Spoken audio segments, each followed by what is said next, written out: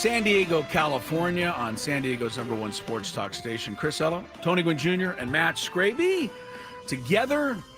And we were all supposed to be in Toronto today, guys. It's the opening day of the World Series.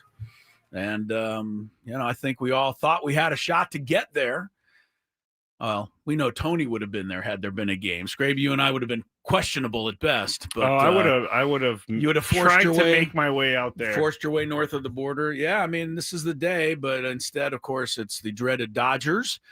And in case you're wondering and don't have a Fox television screen at your fingertips, it is officially 3 hours and 16 minutes before Shohei Ohtani's next at bat. So I really hope we don't see it. If we see another one of these things, I'm going to lose my mind. He's coming up. I just put it up on the screen again. 3 batters away. I love that. I hope they have like a new and improved version of it. I hope they don't have it at all.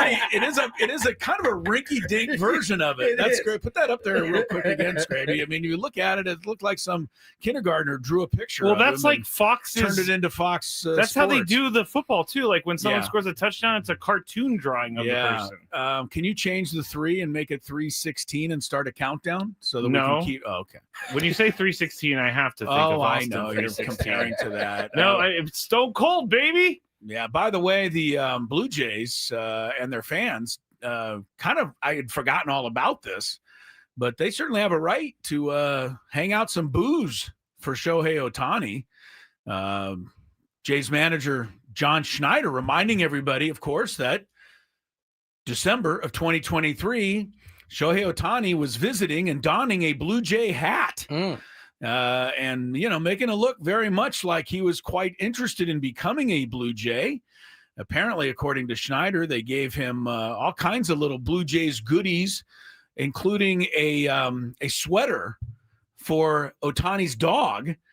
Ohtani accepted all the gifts. Yeah. Decoy the dog. Decoy the dog had a sweater. Faces. And of course, Ohtani took it back with him south of the border and never returned to Toronto, at least until tonight. So that's another little sidelight to Game 1 of the World Series tonight. And it'll be Blake Snell going up against the youngster Trey Savage. And I know Savage has pitched great, and maybe he'll pitch great tonight. But, I mean, I think right there is the biggest difference between these two franchises. You've got one guy who started the season in single A. The other guy has 2 Cy Young awards and is pitching as well as anybody ever has in the postseason. So how will it go? Find out a little after 5 o'clock. Tony Gwynn Jr. Yes, so. I know you wanted to be in Toronto. You thought you'd be there. Wait, hold on. What did you just say? Yes, so. I'm not quite sure. Yeah, I just moved on from that one. It's going to be one of these Fridays. I have a feeling, yeah. Just by. First, I appreciate you trying to just move on from that. Yeah, I wasn't sure where that went. It was a combination. Hello, yes, sir. One of those two. Right, combination. Kind of put it together. Okay. I've yes, done it. Sir. How are you? Great. But yeah, I always have a little, disappointment and a tinge on a day like this. When I felt like my team could have been there, I think about it. Hey, it's the World Series. Today would have been the day, but it's not. And so, Padres will take another shot at it next year. And I guess the best news of all, although I know people don't want to hear this today, is the fact that this franchise has shown that it will have a chance to do this again, get there next year. Yeah. And that was not something that was always guaranteed us with the Padre franchise. But anyway, they got a lot of offseason things to take care of. So will the World Series be a coronation or a competition, Tony? I know you're hoping for competition. I think it's going to be a competition. I do. The run that the Dodgers starting rotation has been on has been incredible. 1.43, I believe, is the starter's ERA in the postseason. Something really low like that. Yeah, and these guys that are on the bump for them are relatively fresh compared to the other side. But I just feel like at some point, they're going to give it. They're going to not pitch at the level that they're pitching, even if that's still pretty good. I think the Blue Jays can make this a series. I like their offense. Out of the offenses that were remaining, to go up against the Dodgers. I think the Blue Jays have the best shot. Well, they put up a lot of runs, a ton of runs this year, and they also got good news because Bo Bichette not only on the roster for the World Series, but in the lineup and batting cleanup tonight. So I have lots of questions. You have some questions about that, yeah? Because yesterday we were thinking, it didn't even look like he can make it. Right, we thought that yesterday, and earlier today I heard that for those who have seen him out running, he doesn't look 100% healthy. But if you're going to play him, he has to play the field, because if you have to move him to DH, that kind of moves. Then you take somebody out. Springer has to now play the field. We don't know how his knee is. Yeah. So if he's going to be on the roster and in the lineup, he's going to have to play defense. And I just have a lot of questions on this turf, Well,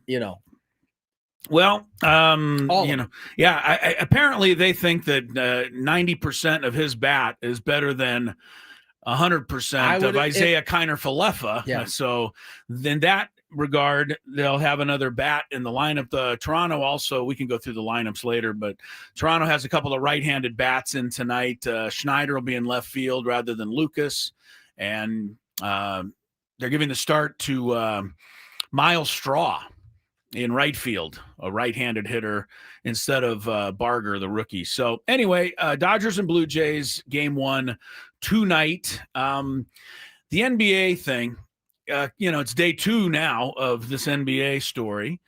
And I guess the only nugget I saw today was somebody's reporting now that Kevin Garnett was at one of the nefarious poker games.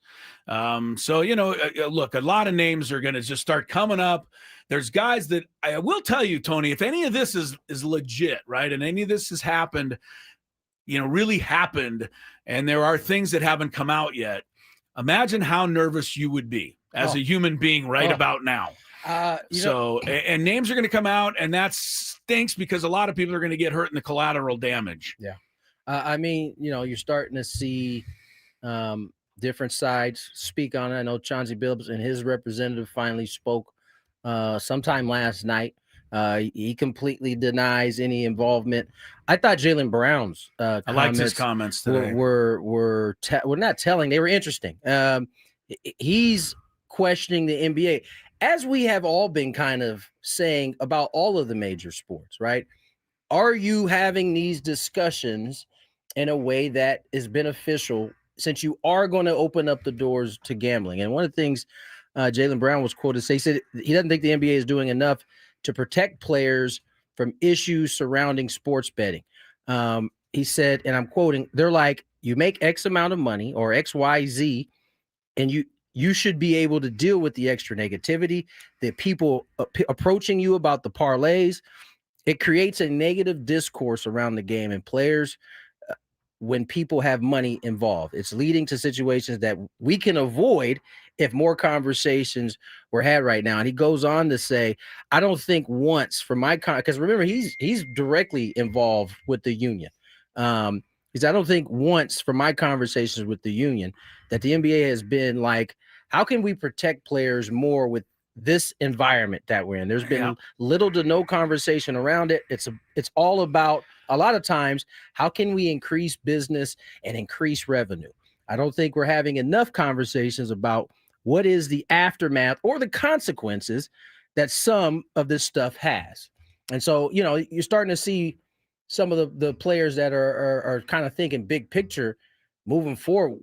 What are we going to do to kind of stymie this kind of deal that's happening right now?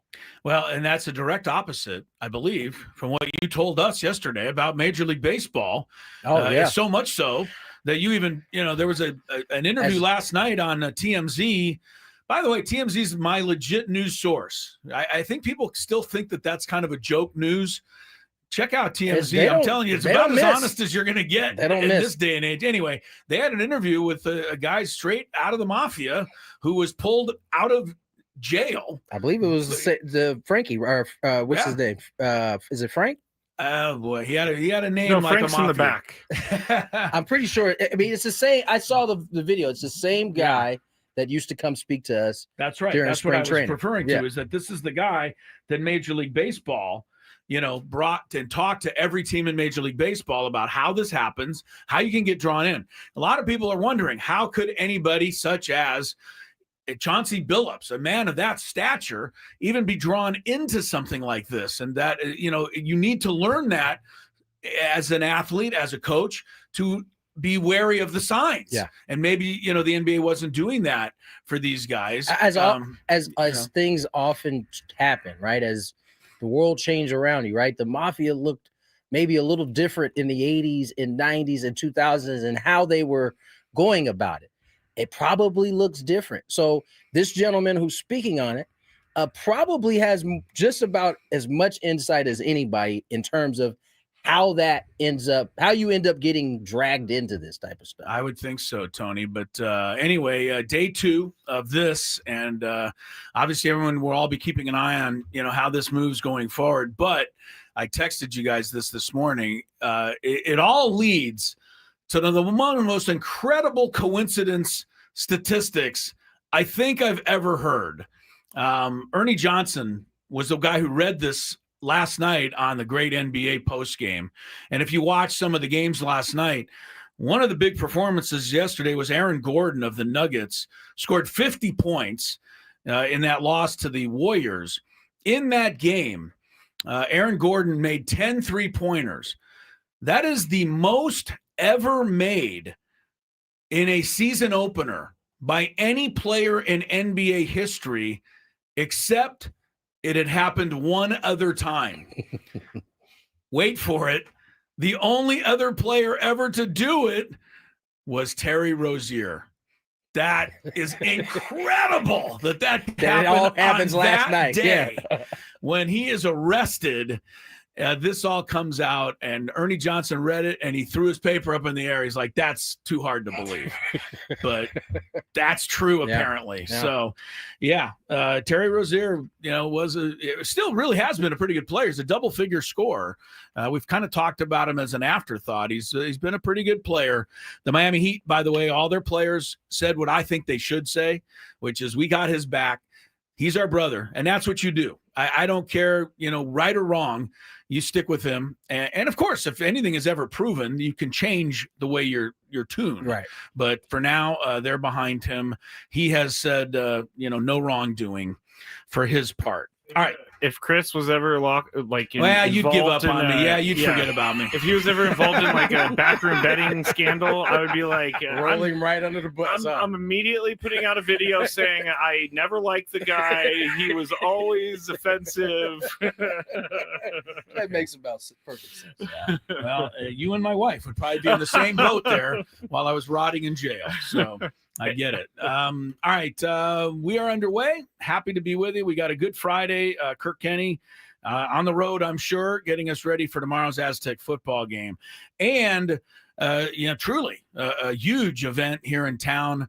Of course, Sunday evening at 6:30, SDFC plays its first ever postseason soccer match. Mark Wiebe from MLS analyst, Apple TV, will be joining us in the 3:00 hour to get us ready for the SDFC Portland match. In the meantime, some World Series stuff, some revelry, countdown, daily gambit, Chris versus the fans, Gwynn and Chris. At Verizon, lock in.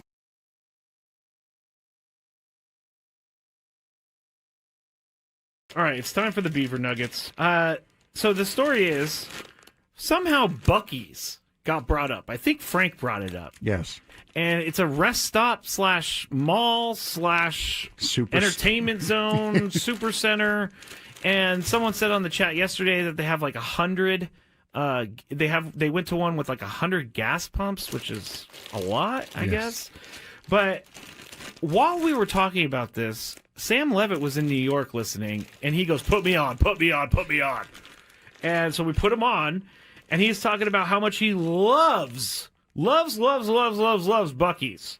And so we got into the conversation, and it ended up being about the Beaver Nuggets. And so I had to order them because I find the name Beaver Nuggets very gross. I find it gross. But we're going to go with this. It's kind of like a Cheeto / a corn pop. It's like a cheese doodle. A cheese doodle. And we're going to eat them right now. I don't think these are bad, but here we go.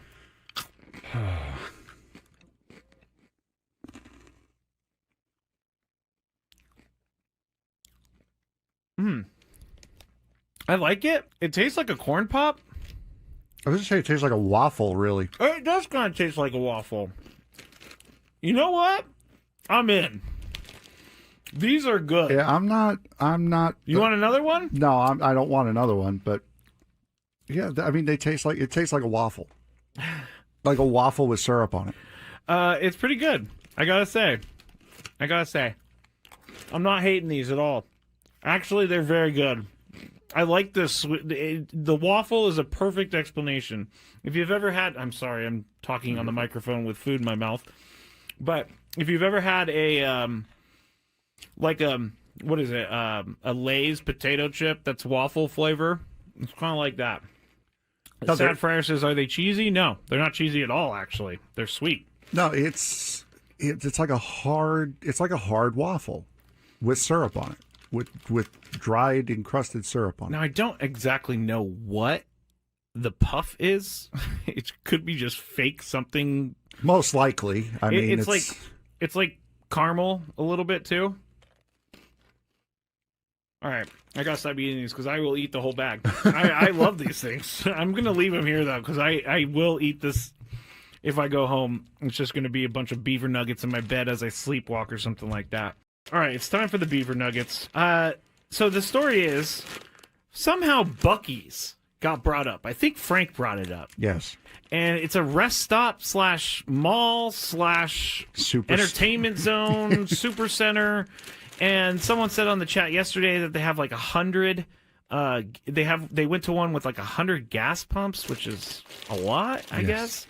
But while we were talking about this, Sam Levitt was in New York listening, and he goes, put me on. And so we put him on, and he's talking about how much he loves Buc-ee's. And so we got into the conversation, and it ended up being about the beaver nuggets. And so I had to order them because I find the name beaver nuggets very gross. I find it gross. But we're going to go with this. It's kind of like a Cheeto / a corn pop. It's like a cheese doodle. A cheese doodle. And we're going to eat them right now. I don't think these are bad, but here we go.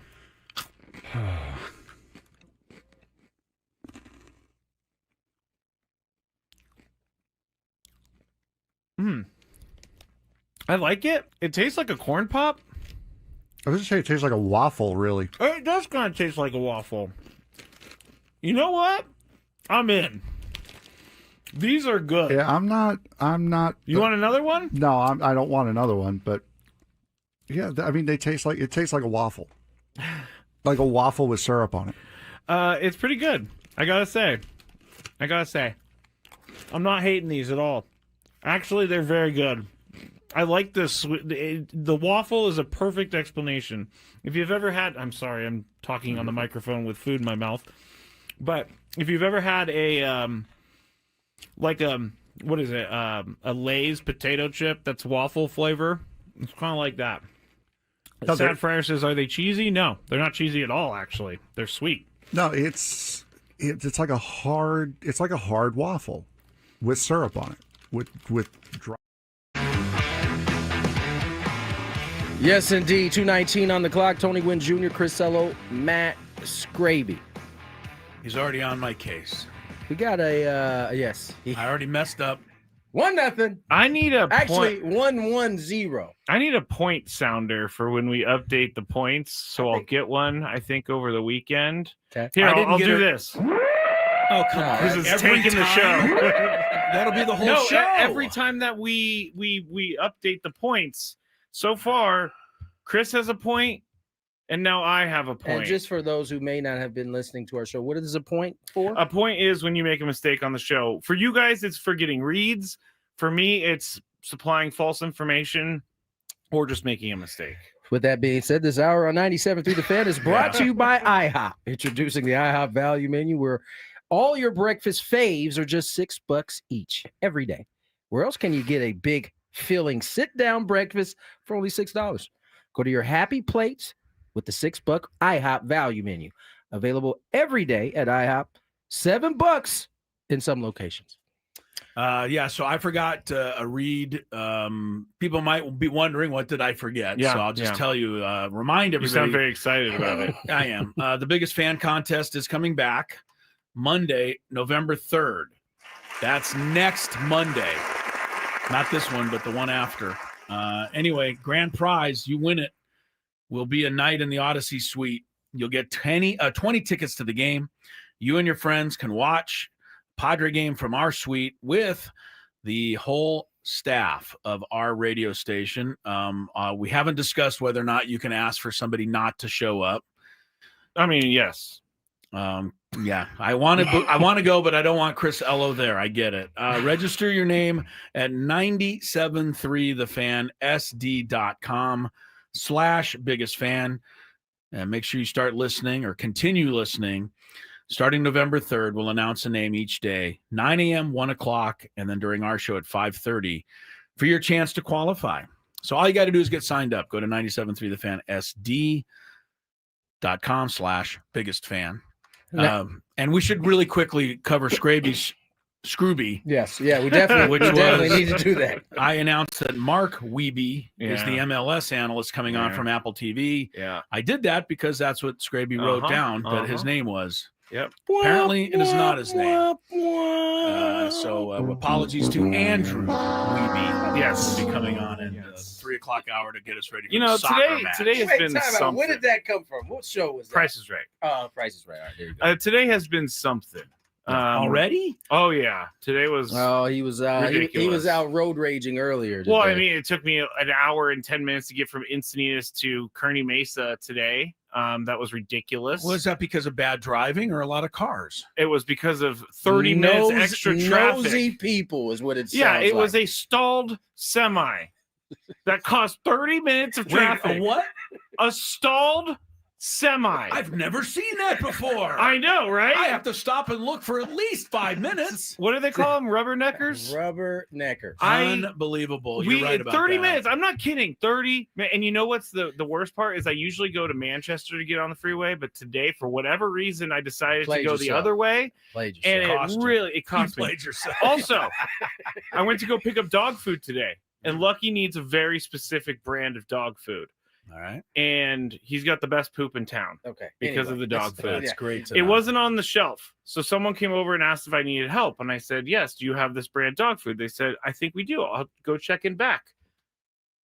I was standing there for 7 minutes. I looked You had your watch going? No, like when a few minutes went by, I was like, well, what time is I need to get to work?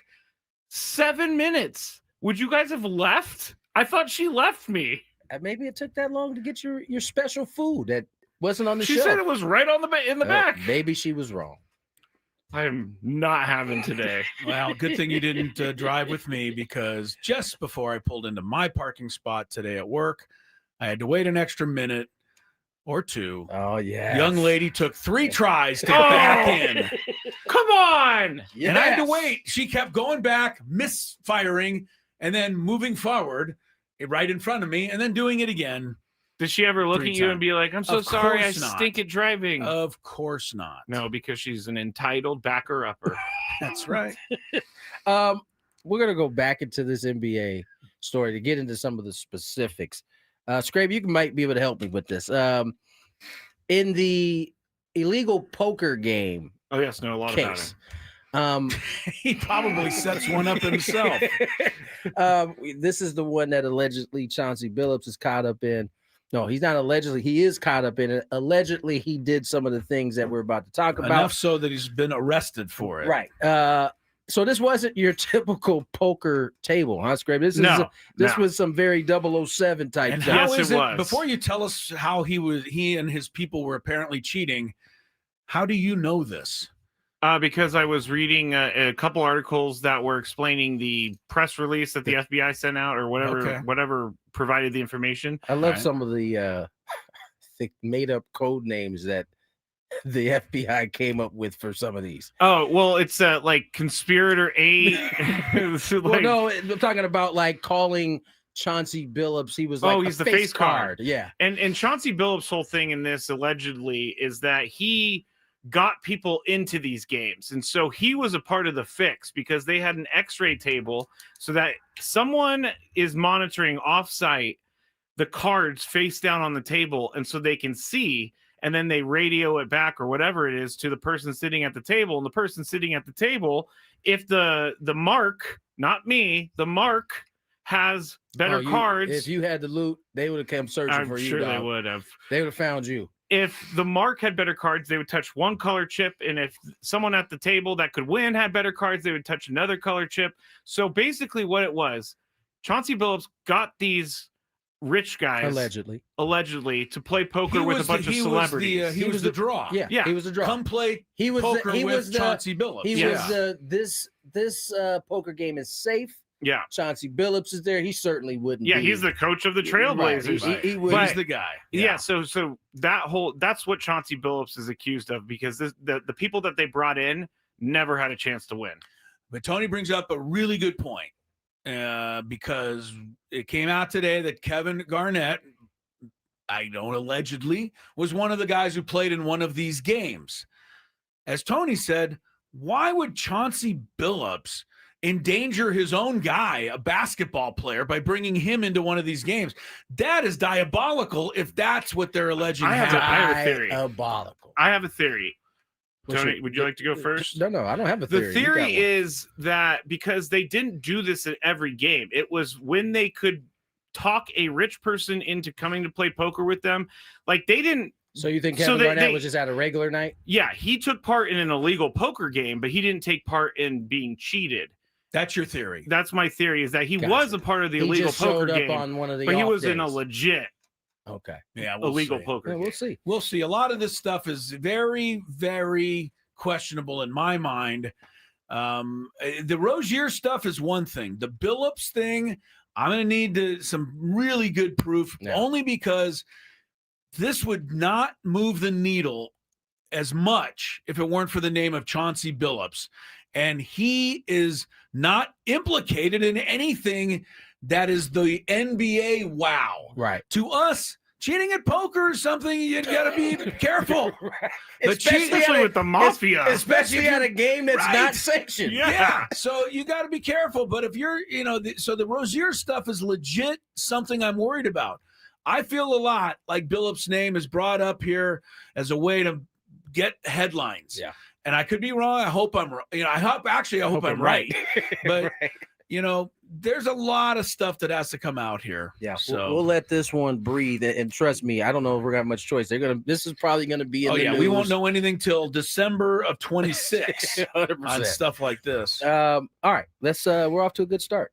Yeah. Kirk Kenney, who I believe is actually en route to that place up north. Yes, don't say it. Yeah, no. We won't. We're going to follow Sean Lewis and his staff's lead on this one. We'll talk to him next, get ourselves prepared for the 12:30 matchup tomorrow. Aztecs team up north, Gwynn and Chris, when we return.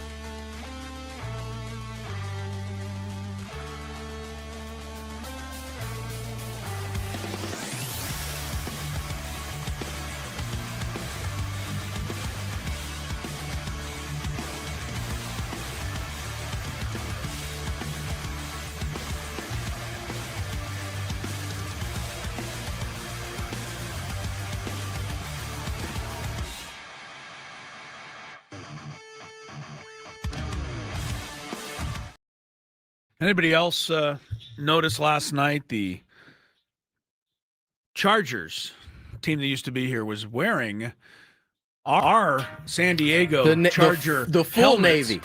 but with the full Navy, with the pants. We never did that in San Diego, but we did wear that Navy helmet. The uniform, the end zones were from the era of when the Chargers played here, but they couldn't give it to us fully. They had to put white numbers on the helmets, which were never seen in San Diego, because they had to make it something, I think, a little different, because they didn't want to make full, that's stupid. Full respect to San Diego, because it made the helmet look ugly. Just having the numbers on there ruined it for me. Yeah, so it also made me root harder against them. But it didn't help. It didn't work. That was a boring game. I'm gonna tell you, your coach. I said it before the game. Your coach Kevin O'Connor, he's never going to come to that stadium again. They've been blown out now by both the Rams last year in the playoffs. He's taking a lot of heat for last night, keeping Carson Wentz in the game. Who do they want to come in? The backup. I mean, Carson Wentz, at a certain point, he couldn't even move his left arm. Isn't that harming the team? I thought Carson Wentz just kept talking his way into the game, and he's a gamer, and now people are criticizing. I mean, that you want your quarterback. He didn't have much you else don't, to Chris. go. You want him to be like, I'm done. Yeah. Well, I understand in the case of Carson Wentz, he's been cast aside so many times. He doesn't want this to be the last time he's on a trying to football hang field. in there. Kevin O'Connell could have put himself in and probably done just as well the way the Vikings were playing last night. So it was not a good performance at all by Minnesota. All right, Kirk Kenney's going to join us here, but before he does, oh my goodness, hang on. Don't go anywhere. Listen to all the thumbing. That's right. All guests on the 97.3 The Fan. Join us on the David P. Shapiro Fan Hotline. David P. Shapiro, criminal defense attorneys. They help good people regain control of their futures when charged with a crime. Since 2010, visit davidpshapirolaw.com. While we wait for Kirk Kenney, we'll have him in a minute. Happiest birthday out there to Mudcat. A guy who makes us laugh, right? I mean, he does. That's what you know him differently, Tony. We see him through the TV mostly. I mean, I am lucky enough to know him also a little, but I appreciate Mark Grant because he makes us laugh. I think it's a long season and we need a laugh. And I love listening to you, Mudcat. So happy birthday out there. I think that anybody who is around Mudcat for any bit of time probably feels the same exact way. He's going to make them laugh. He is literally like one of the greatest human beings ever. Best guy ever. Honestly. One of the things about Mud that I love is that he always makes a point and an effort to say hi to me, which not a lot of people do that. So thank you, Mud. That is something that we're going to have to work on him about. About making a point to see me? I mean, what is he doing? Stop wasting your time. If he's in the room and I'm in the room. Giving up valuable minutes in your life. If he's in the radio booth and I'm in the radio booth, he always says, "Hey, Skraby, how's it going?" and shakes my hand, and I appreciate that. That is nice. Mudcat pitched for the Padres, as many probably remember, but some may have not remember now. Pitched with the Padres 1987 to 1989. Won 17 games in those 3 seasons, had a 3.98 ERA. He also pitched for the Giants, the Braves, the Mariners, the Astros, and the Rockies during his career. Gave up. I just know Mud was at that young age. Yeah, had to be like one of the funnest teammates to be around. Oh well, I mean, just the video of him impersonating the umpires is one of the funniest videos. By the way, your dad, I looked it up, 5 at-bats against Mudcat, 1 for 3, a triple and 2 walks. My dad was scared. There you go. Huh? He was scared. Scared of your dad. He didn't want to face it. Scared of your dad. Kirk is in a place where I was earlier, and he sounds much calmer than I was. Oh, in the traffic jam? Yes, he pulled over because of the traffic jam. Oh, man. He sounds much calmer than I do. You know, Kirk, they don't have those kinds of traffic jams when you're in a flight. You know, I'm just telling you. The airplane soars over all of that stuff. I'm trying to get through beat LA and it's beating me right now. Yeah. Well, I don't know if you got the message from the staff that we got. I'm sure you did, Kirk. But they won't even allow themselves to say the name of the school they're playing Saturday. They are, looking at this as a big game, big rivalry game, us against them. And be honest, I kind of like that attitude. You're going on the road. It's going to be a tough game. And Sean Lewis and his guys want his guys properly focused. Yeah, it's been fun. I did a story the other day on the team trying to play the team up north and their focus on that. It's funny, from the moment about that Sean Lewis got hired, he refuses to say the F word. And he's been saying the team up north, since that moment. And I even went back and looked in the spring. He was saying that. In the summer, the players, they kept saying the team up north. And that's kind of when I started cluing into that. And I guess they have a swear jar if somebody happens to say it. But one of the players said nobody so far has made a mistake yet. Man, so it's running pretty deep on this roster. I think something, isn't that weird, Tony? You've been on too many teams, but something like that can kind of galvanize everybody, as silly as it seems. Kirk, did you get to the bottom of how he got here? I mean, obviously it goes back quite a bit of ways. It's clearly with intent. I mean, what is behind this?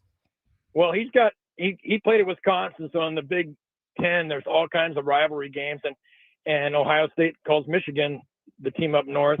And then when he was the head coach at Kent State, they called their rival the team down the road. And I asked him, who was that? And he goes, you can Google it. He wouldn't say the word. It turns out it's Akron. They were the team down the road. Okay? He said you can Google it. Yeah, I like it. So he's been into this. I love it. He would not say it. Kirk, what do you as we go into this matchup against Fresno? Obviously, this is probably one of the bigger tests the Aztecs have had this season. How do you see this matchup kind of shaking out? Well, both teams' strength, where do you see the Aztecs may have the advantage? Well, both teams always play each other really well, and that's where I think it does get kind of cranked up for the rivalry.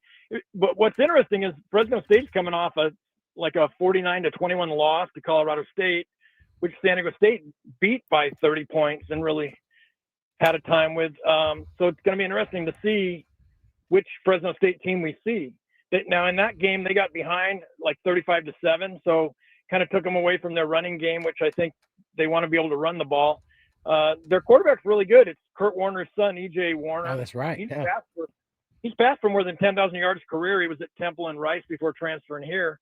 But in that game, he struggled. He had 3 interceptions and also fumbled away a ball that was returned for a touchdown. So if he's on the mark and the way the Aztecs have been playing, it could be a really good game. Sounds like a good matchup too. I mean, if you're a guy that just threw 3 picks in the last game, every game's different. But the Aztecs are probably one of the last teams you want to see. I mean, because they've been stepping in front of passes all year long on that defense, and turnovers have been a big key for San Diego State. Kirk, we talked about it a little bit, because they've had 2 weeks off, but this offense and how it started to roll, especially after, stubbing their toes for the better part of the, September, I would say, even when they beat Cal 34-0, be honest with you, I thought it was mostly the defense that did that. But man, when they came up with these last 2 games, putting almost 90 points on the board, everything's clicking. So what changed, or did Sean Lewis's message just start to get through? One thing is, even at Nevada, they had a punt return for a touchdown and an interception return for a touchdown. But against Colorado State, it was all offense in the first half. And in fact, the offense continued to really spark last week. I think a lot of it, you trace it to quarterback Jaden Denegal. He's been passing over the last 4 games during this winning streak. He's been passing, completing 77% of his passes. And I think they've made him get more successful with maybe some easier routes to connect with. And then they'll take their shots upfield, and they've hit some long passes on top of that. And I just think he's gained so much confidence over the last few weeks with everything he does. And I think that's been really key to this resurgence in the offense. I mean, talk to us a little about Jaden's personality. I had the opportunity to sit with him a couple of nights ago at one of the Aztec dinners as some of the upperclassmen try to figure out where they want to go beyond sports, and just sitting there talking to him, he just seems like a fun-loving, kind of playable guy. He's quiet, but once you got him talking, he certainly, you can see his personality. How does his personality resonate with that offense? Obviously, the quarterback is usually kind of the leader of the pack. Does he? It seems like he has those qualities to get that offense to kind of follow him. Well, I think one thing he can start with is he can hold out a championship ring from playing at Michigan. Yeah. Wasn't the starting quarterback, but he was the backup, and he was around that atmosphere. He knows what it takes to get to the top and be on top. So I think you start with that. He showed when he transferred in the spring that he was a guy that could lead them down the field, and I think he immediately brought a sense of confidence among his peers, and I think that's really resonated with him. He also, like you said, he does have some fun-loving personality. They play music during practice, and he always is kind of doing a little bit of a dance as he takes the practice field. So he's very comfortable in his own skin, and I think he just enjoys himself in what he's doing. Kirk Kenney is with us. Pulled over to the side of the road. If you are listening to the show and are an emergency response vehicle, pay no attention to Kirk Kenney over there. He's busy doing an interview. I'm next to Echo Park, which my wife says is not the greatest neighborhood, but it does have a beautiful little lake here. The lake is nice, but I've never seen it up close. It's that tough of a neighborhood, I'll be honest with you. Is that right? Yeah, well, I'm glad it's still light out, and it's a tough spot. Kirk is with us, Aztecs and Fresno State. Okay, I hopefully I'm ahead of the game here, but I understand how, crazy, silly, hopeful this all sounds. But they're 5-1. They beat Fresno State. Hawaii, I think, is a good test. It's on the road. Boise State's obviously a high-profile game. If you win that, you're getting them at home. You might get Boise State again in a championship game. So you know what I'm saying, Kirk. If they go 12-1, is there any hope in hell that they would that they could make the playoff? It just seems so crazy to me, but I'm thinking about it. Well, the 5 conferences get automatic berths. So the key is going to be, is the 5th one the Mountain West, or is it the American? And right now, the American teams are trending a little bit higher. And so, but what I think it would all come down to, and there's so much obviously that would have to fall into place. For one thing, you have to be the conference champion. Right. But what they would need is an upset in the AAC, where say a team with 3 losses beat the team that has 1. Oh, I see. And then that would knock them out of the one championship. Yeah. Okay. Right. All right. Right. Well, I'm going to root for it. You So never know. ESPN had something that said they give the Aztecs 1% chance. So, if someone would say, well, so what you're saying is there's a chance. Yeah, 1%. There is. Well, hey, this time last year, there was certainly 0 chance. So Now, Kirk, there's some availability questions for the Aztec. Jacob Bostic, Christian Washington, both listed as questionable. It sounds like their status is going to be updated closer to game time. What kind of loss if you're without those guys? I know Brady Anderson has to sell the first half because of targeting ejection. How much of a loss is it missing those guys if indeed they don't have them in this matchup? They've definitely been significant contributors, but one thing nice about the offense this year is each position group has multiple guys that have been effective and can make a difference. So, you want to have all hands on deck, but at the same time, they have other guys that can shine. And I think I don't think they would be too dependent on just those 2 guys. I think there's others that can kind of pick up the slack.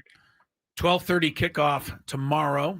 That's always a bit of a challenge for football teams. I've been with this, I travel with the Aztecs, quite a bit there for years. And some of those games that start at noon, 12:30, you end up getting up really early, to make sure you have your breakfast and get whatever you need to get ready and over to the stadium for the game.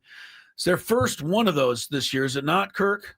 They played midday against Northern Illinois. One thing that's different now is Aztecs practice in the morning, so they're on the field at like 8 in the morning. Okay. So this is like midway through their day, and I think this will be in their wheelhouse, as opposed to almost with all those 7:30 starts. It's almost like you're sitting around waiting, and to me, that's almost worse. All right. Well, yeah. Well, hopefully they'll play a little better than they did at Northern Illinois, even though they won that one. But as a fan, we have to worry about everything. I think the other thing is it's actually West Coast time. It's actually Pacific True. Standard time, as opposed to playing a 12:30 on the East Coast. I remember them. Those were nice. 9:30 here. So yeah, those were tough. All right, Kirk, have fun. As much fun as you can have in traffic at downtown LA. But Tough spot to be in traffic, too. yeah, it is, man. At Like 249. the word that comes to mind, the phrase that comes to mind is "no way out." Like you're just not going anywhere. So, all right, Kirk. Appreciate thanks. you, Kirk. I just keep pointed north and hope I get where I'm going. Yeah, Yeah. eventually you'll Best bet, buddy. arrive. All right, have fun up there. Thanks, and, Kirk. Tell everybody hello. We'll see you next week. All right, thanks, guys. There he goes, Kirk Kenney, going on up to that city up north. I like that. I do, too. That is the kind of stuff that guys rally around. I know it 100%. sounds silly to the outside world, but I don't care if it's manufactured or not. Exactly. Sometimes you just got to make it up. yep. And a lot of times that works. Yep. All right. Until I think about you guys remember the movie The Program? Oh, I yeah. love that you movie. remember the middle linebacker, Mac, that was just making up things about the running back so he could Yes. find a way to give him snot bubbles? Yes. Oh my gosh, I haven't thought about that movie in forever. I love that movie. Great sports flick. What was the quarterback's name? Gosh, it was such a Oh, college football quarterback I gotta name. look that up right It was now. like- look it up. Yeah. I don't remember it either. While you're doing it, some of the other college football tomorrow, UCLA, which has been red hot. Bobby Collier. No, wait. What you got? Sorry, go ahead, Chris. I didn't mean to do UCLA that. will play at Indiana. I've never seen Indiana ranked second before, and that's because they haven't ever. This is the highest Indiana's ever been. Go ahead. So I didn't interrupt Quarterback you. name. Joe Kane. Joe Kane. Yes. That's right. Such a That's college a- football If you're name. going to write a movie, you better come up with some good names. Joseph Kane. Yeah. That's Oh. perfect. UCLA, Indiana, I'm looking forward to a little bit. Ole Miss, Oklahoma. It's a matchup of top 15 teams tomorrow. Some of the other, I think LSU could be lying in wait at home for Texas A&M tomorrow night. So anyway, another big Saturday of college football, but I think all of us, I know I'm going to be focused on 12:30 tomorrow. Yes. I don't normally do this, but I think we should because the games can be on any channel. So for Aztec fans looking for it, FS1 Ooh, I is get your- to see this one. is your telecast channel Ooh. tomorrow. Ooh. Is that good for you? Yeah, Scrape? because CBS Okay. Sports changed. Oh, that's one you don't package, and have? so I don't have CBS Sports Network anymore Well, because they wanted me to pay more, and I only watch it for yeah. Aztecs basketball or football. Yeah, that you know what? That's pretty much all I watch it for. But they have enough games on there that it's in my package Yeah. because they get a lot of games on that That's channel. how they try to get you, too. Yeah, this one will be on FS1 tomorrow at 12:30. I'm looking real quick. They always do this too, though. Northwestern Nebraska, 9 a.m. on FS1. That game is destined for triple overtime, so that the Aztecs won't come on. Right.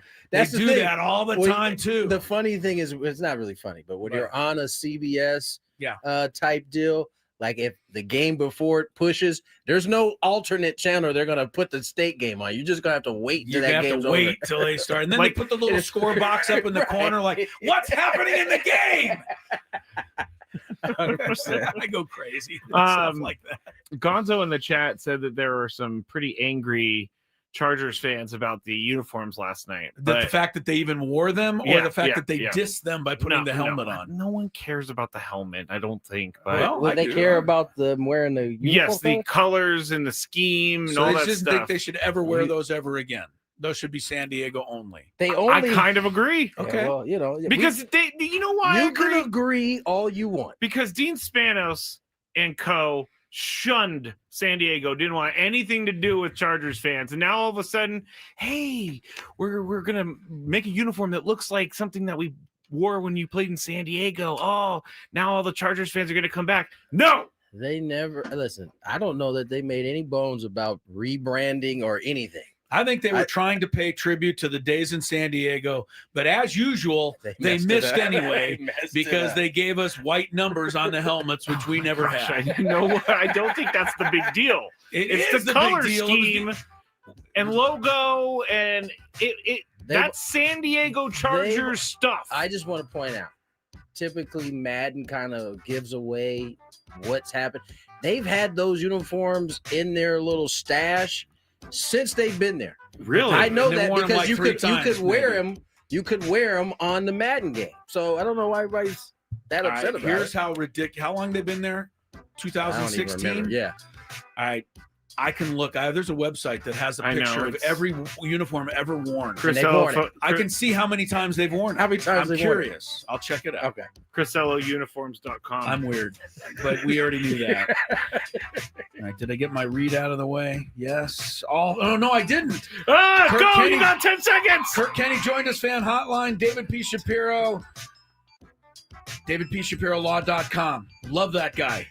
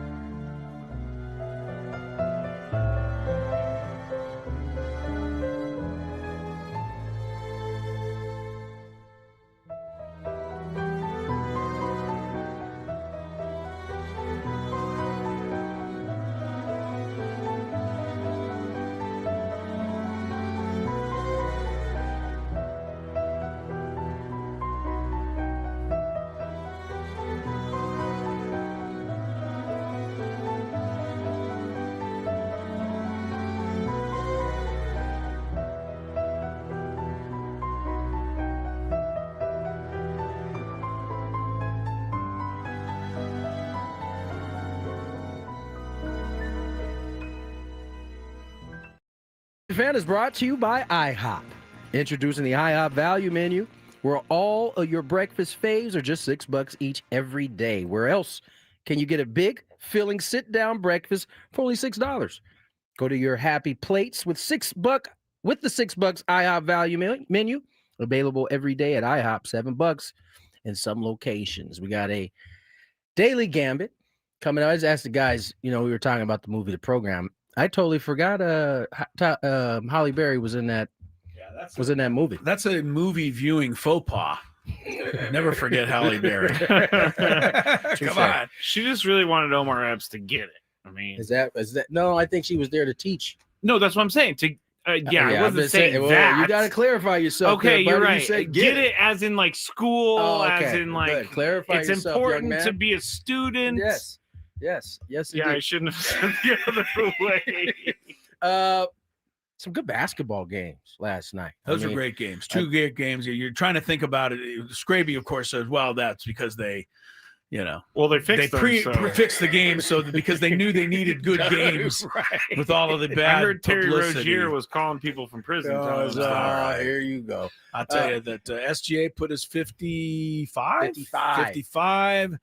And but I thought that was that was a great game. And I think Indiana, we gave up on them because they've lost. They still had a lot of good players left. I forgot about Naismith. Me too. I forgot about a lot of those guys. And then I turned to the game. I was like, oh, yeah, this is how they got to the finals. Right. They still have Nemar didn't play. Yeah. He's another good player. So that was a good game. And I guess OKC, first team ever in NBA history to have both its first two games go to double overtime. Win both of them. And too. won both, yeah. And then the Steph Curry, come on.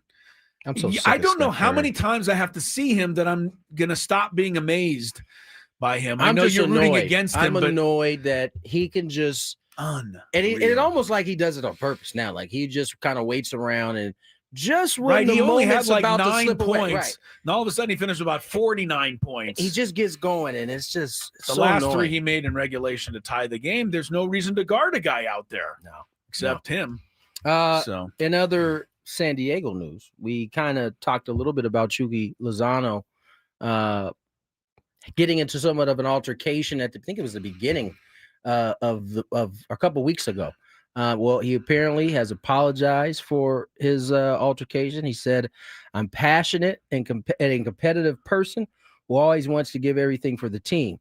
He said on his Instagram account, sometimes that same intensity can lead to reactions that don't reflect who I am or the respect I have for everyone around me.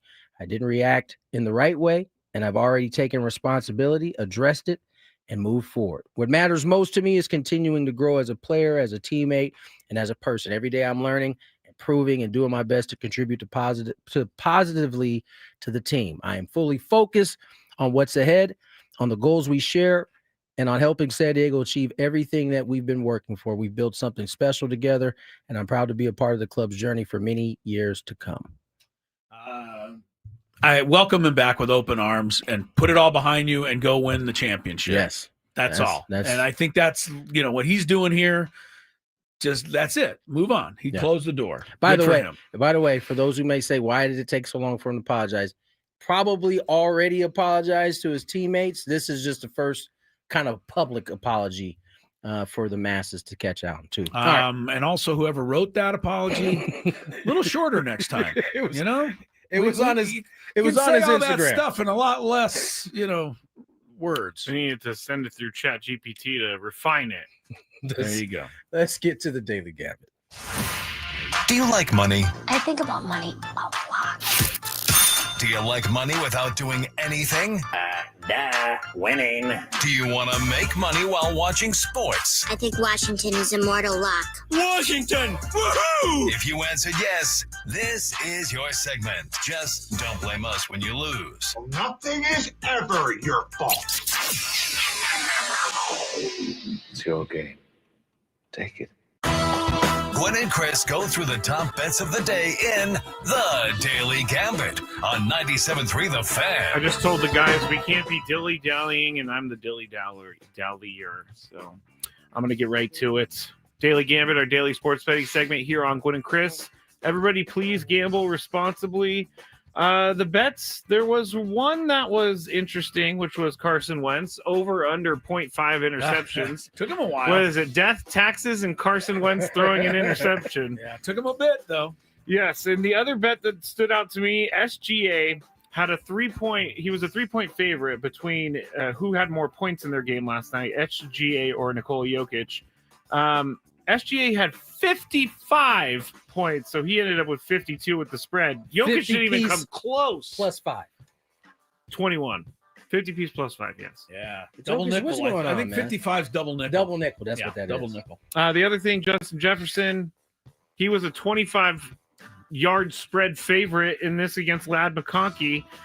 Justin Jefferson had 74 yards. Mine had 25, 49. McConkey had 88. I'm surprised Minnesota even scored. I mean, the Chargers, they basically had to call kind of a weak pass interference there at the end to give the Vikings another opportunity. They looked really bad.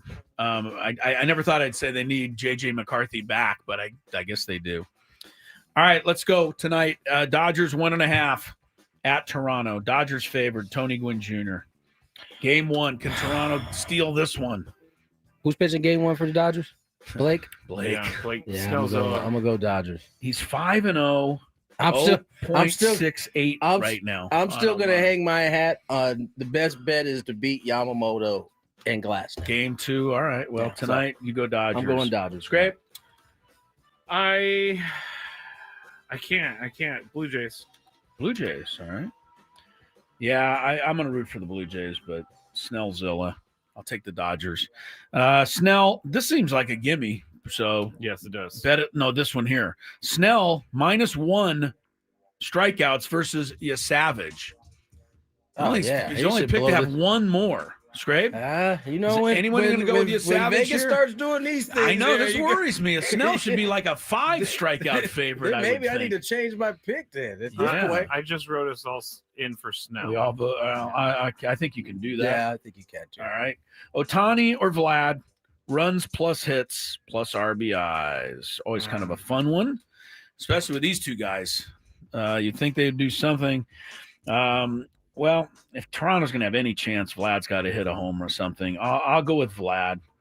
Otani, I don't know. Otani's coming off a pretty good game, but it was a week and a half ago. Tony, Otani or Vlad, runs plus hits plus RBIs. Oh, Vlad. Vlad. Oh, Vlad. No, 2 Vlads. Hey. It's great. Hey, Vlad, Otani's hey. wide open for you here if you want it. I'm going Vlad. Oh, 3 for 3.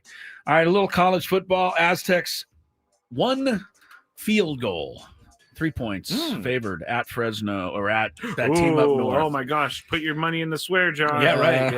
Yeah. Tony, you're first. Given 3. Aztecs. Oh my god! Ass kicking. I'll go with Aztecs as well. I am not. Well, I'm going with the Aztecs, but I would. I've seen that's a tough place, and they've. I don't recall them winning a lot there. Hopefully, Sean Lewis has something up his sleeve. Texas A&M on the road. They're undefeated. One of 6 undefeated teams left. Texas A&M 2.5 at LSU. So they go down to Death. Is that Death Valley? Yep, it is. Yeah, I was there for the basketball last year. Saw the stadium there. All right, who do you like? Scraby, A&M to stay undefeated, or Brian Kelly? Is it Brian Kelly? Yes, it's Brian Love Kelly. Brian Kelly. Love It might be a Brian wrap Kelly. for Brian if he can't win this one. Yeah, I mean, You're you're at home. running out of chances at LSU. He just lost to Vanderbilt. Yeah. He needs to switch back to the Southern accent. It was going better. for Please him. don't. Please. That's what got this whole thing going onto the wrong foot to begin with. I think Tony's right. Brian Kelly loses, he's probably done. So I'm going to go LSU. I will, for the same reason. They're at home. It's hard to win there. Tony, you believe in the Aggies? Yes. You do. All right. You got it. Because I don't believe I know. in Brian Kelly. You know what's going to end up happening at the end of this SEC season? Vanderbilt is going to end up getting a lot of coaches fired. Because I think when you lose to Vanderbilt, you're like, what? We lost to Vanderbilt. They can't wrap their minds around Nobody them can actually being understand good. it. Yeah. But Vanderbilt is evidently, they're 10th in the nation. Vanderbilt. Falcons 7.5 over the Dolphins. One quick note, Penix is now listed as questionable. and I think I go first. Hey, Skraby's going to make fun because he goes, I don't think my teams are any good, but they're not. So I'll take Atlanta. What is Falcons spread? 7.5.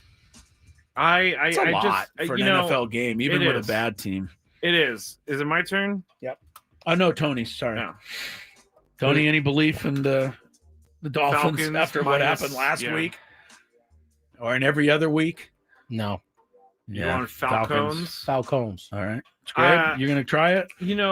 Tua's been having a lot of really hard conversations, he said, with Mike McDaniel. I see. I got to figure that if there's a game they have to win, it's this one. I'm going Dolphins. Been saying that for a while now. All right, your Niners. Niner gang. Bang, bang, Niner gang. At Houston. It's a good matchup because you're going to your former coach, right? D'Amico Ryans? Yes. Houston, San Fran. At Houston, 42.5 points. Kind of a low total there.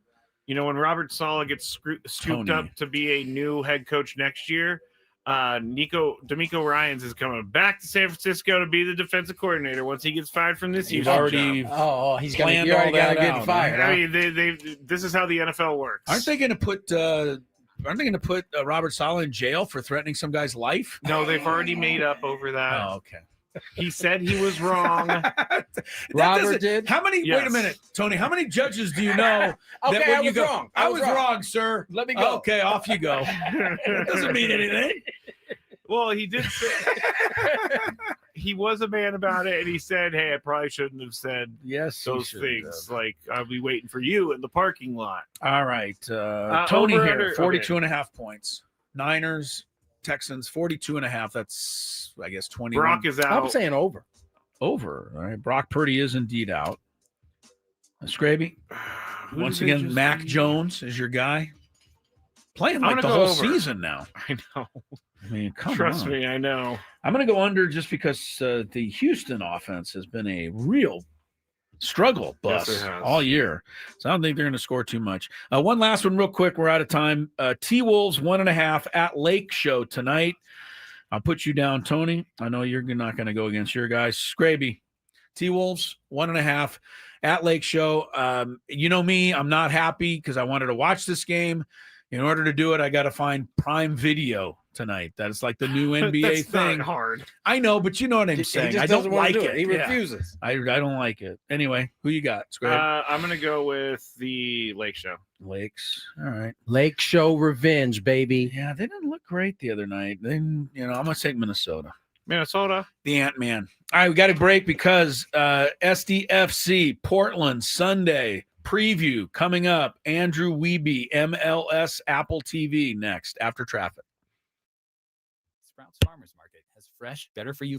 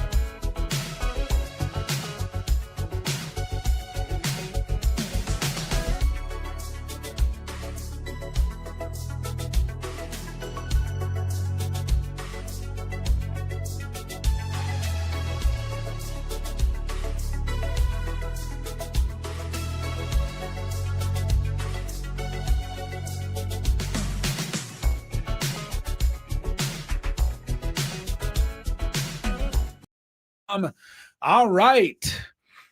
Seems like just 6-7 years ago that the MLS season started. It is a long season, but we have finally arrived at the postseason, and what a year it has been for SDFC. We're joined by Andrew Wiebe, MLS Apple TV analyst. Andrew, how are you? This is finally an exciting time of year for the MLS. We got to the playoffs. Oh, man, if you guys are feeling tired, think about me. I've been on the road all year, starting with match day 1 in Los Angeles, SDFC's very first game. I'm so happy to be here, so happy to get into the part of the season where every single minute, every moment, every action, every kick of the ball, it all matters deeply. And for San Diego, man, they got to be dreaming big. Yeah, no doubt about it, Andrew. This matchup, 1 versus 8, San Diego obviously was able to take that one spot on Decision Saturday. What is this matchup going to look any different than what we saw the last game of the season? I mean, I think the SDFC won 5-0 in that ball game, or 4-0 in that ball game. How much of a chance do you give Portland in this 3-game set, 3-match set? Well, what a difference a game can make. I was in Portland on Wednesday night for the wild card match against Real Salt Lake, and they came into that match, guys, wounded. Yeah. The sort of situation where you feel like you just took a punch, you're on the ground, you're asking yourself, am I going to get up? You're not entirely certain. And they got up. And I think that match at home against SDFC, you were seeing a Portland team that had sort of lost belief and had lost the knowledge of who were going to be the game changers for their squad, both between injuries, but also just really poor form. And you saw Pipe Mora come up big in that game with 2 goals. He's one of those old school veteran strikers, Chilean international, that, if he's not scoring, it can get a little bit of iffy. But if he does, then he's streaky. So you got him on a streak now, and you've got the legend, Diego Chara, who came in and hadn't started since September 24th and just bossed the game and just said, you know what? This is my team. This is my club. I've been here since day 1. He's been there since the Portland Timbers expansion season back in ancient history, and just said, I'm taking over. I'm taking over. And he ran the game out of the midfield and was just so effective. So I think it's a different team. Now, on paper, are they as good a team as San Diego? No, they're not. And so you guys should be favorites. You should go win this series, but shoulda, woulda, coulda in the MLS Cup playoffs. For sure. I wish you would have just said that, Portland's terrible and we're going to blow them out, but you didn't. So, for the San Diego audience, I can't lie to you. No, thank you. Thank you. No, we're fired up. You said you were on the sideline for the first match, and, I remember watching it and being surprised, right? Because we didn't know the LA Galaxy was going to have such a bad season. After all, they were the defending champions, and San Diego goes in there, wins 2-0, and Dreyer kind of, steps up and announces his presence. When you saw that match that night, did you think this was something that was going to be able to be sustainable like the entire season? Because that is what has surprised me. I mean, I'm as surprised as you are in terms of the sustainability. If I said after that game that I thought they would be here, top of the Western Conference, setting themselves up to not just go to MLS Cup, but maybe host it, I'd be Nostradamus, and I ain't Nostradamus, guys. That is not me. Now, what I was super impressed by, just out of the gates with San Diego, was how clear the vision was for what they wanted to be and what they wanted to do. I think one of the real sort of not so secret recipes with expansion teams is that if you're on different pages, whether in your recruitment, whether in the way that you hire coaches, the way you build your culture, the way you just sort of approach a season, well, you're not going to be successful. And all the recent expansion teams that have had big time success, and a lot of them are figuring out, it's like, hey, let's find our North Star and let's not waver from it. And I give Tyler Heaps and I give Mikey Barris so much credit in terms of finding that North Star and saying, this is the way we want to play. We're going to play that way.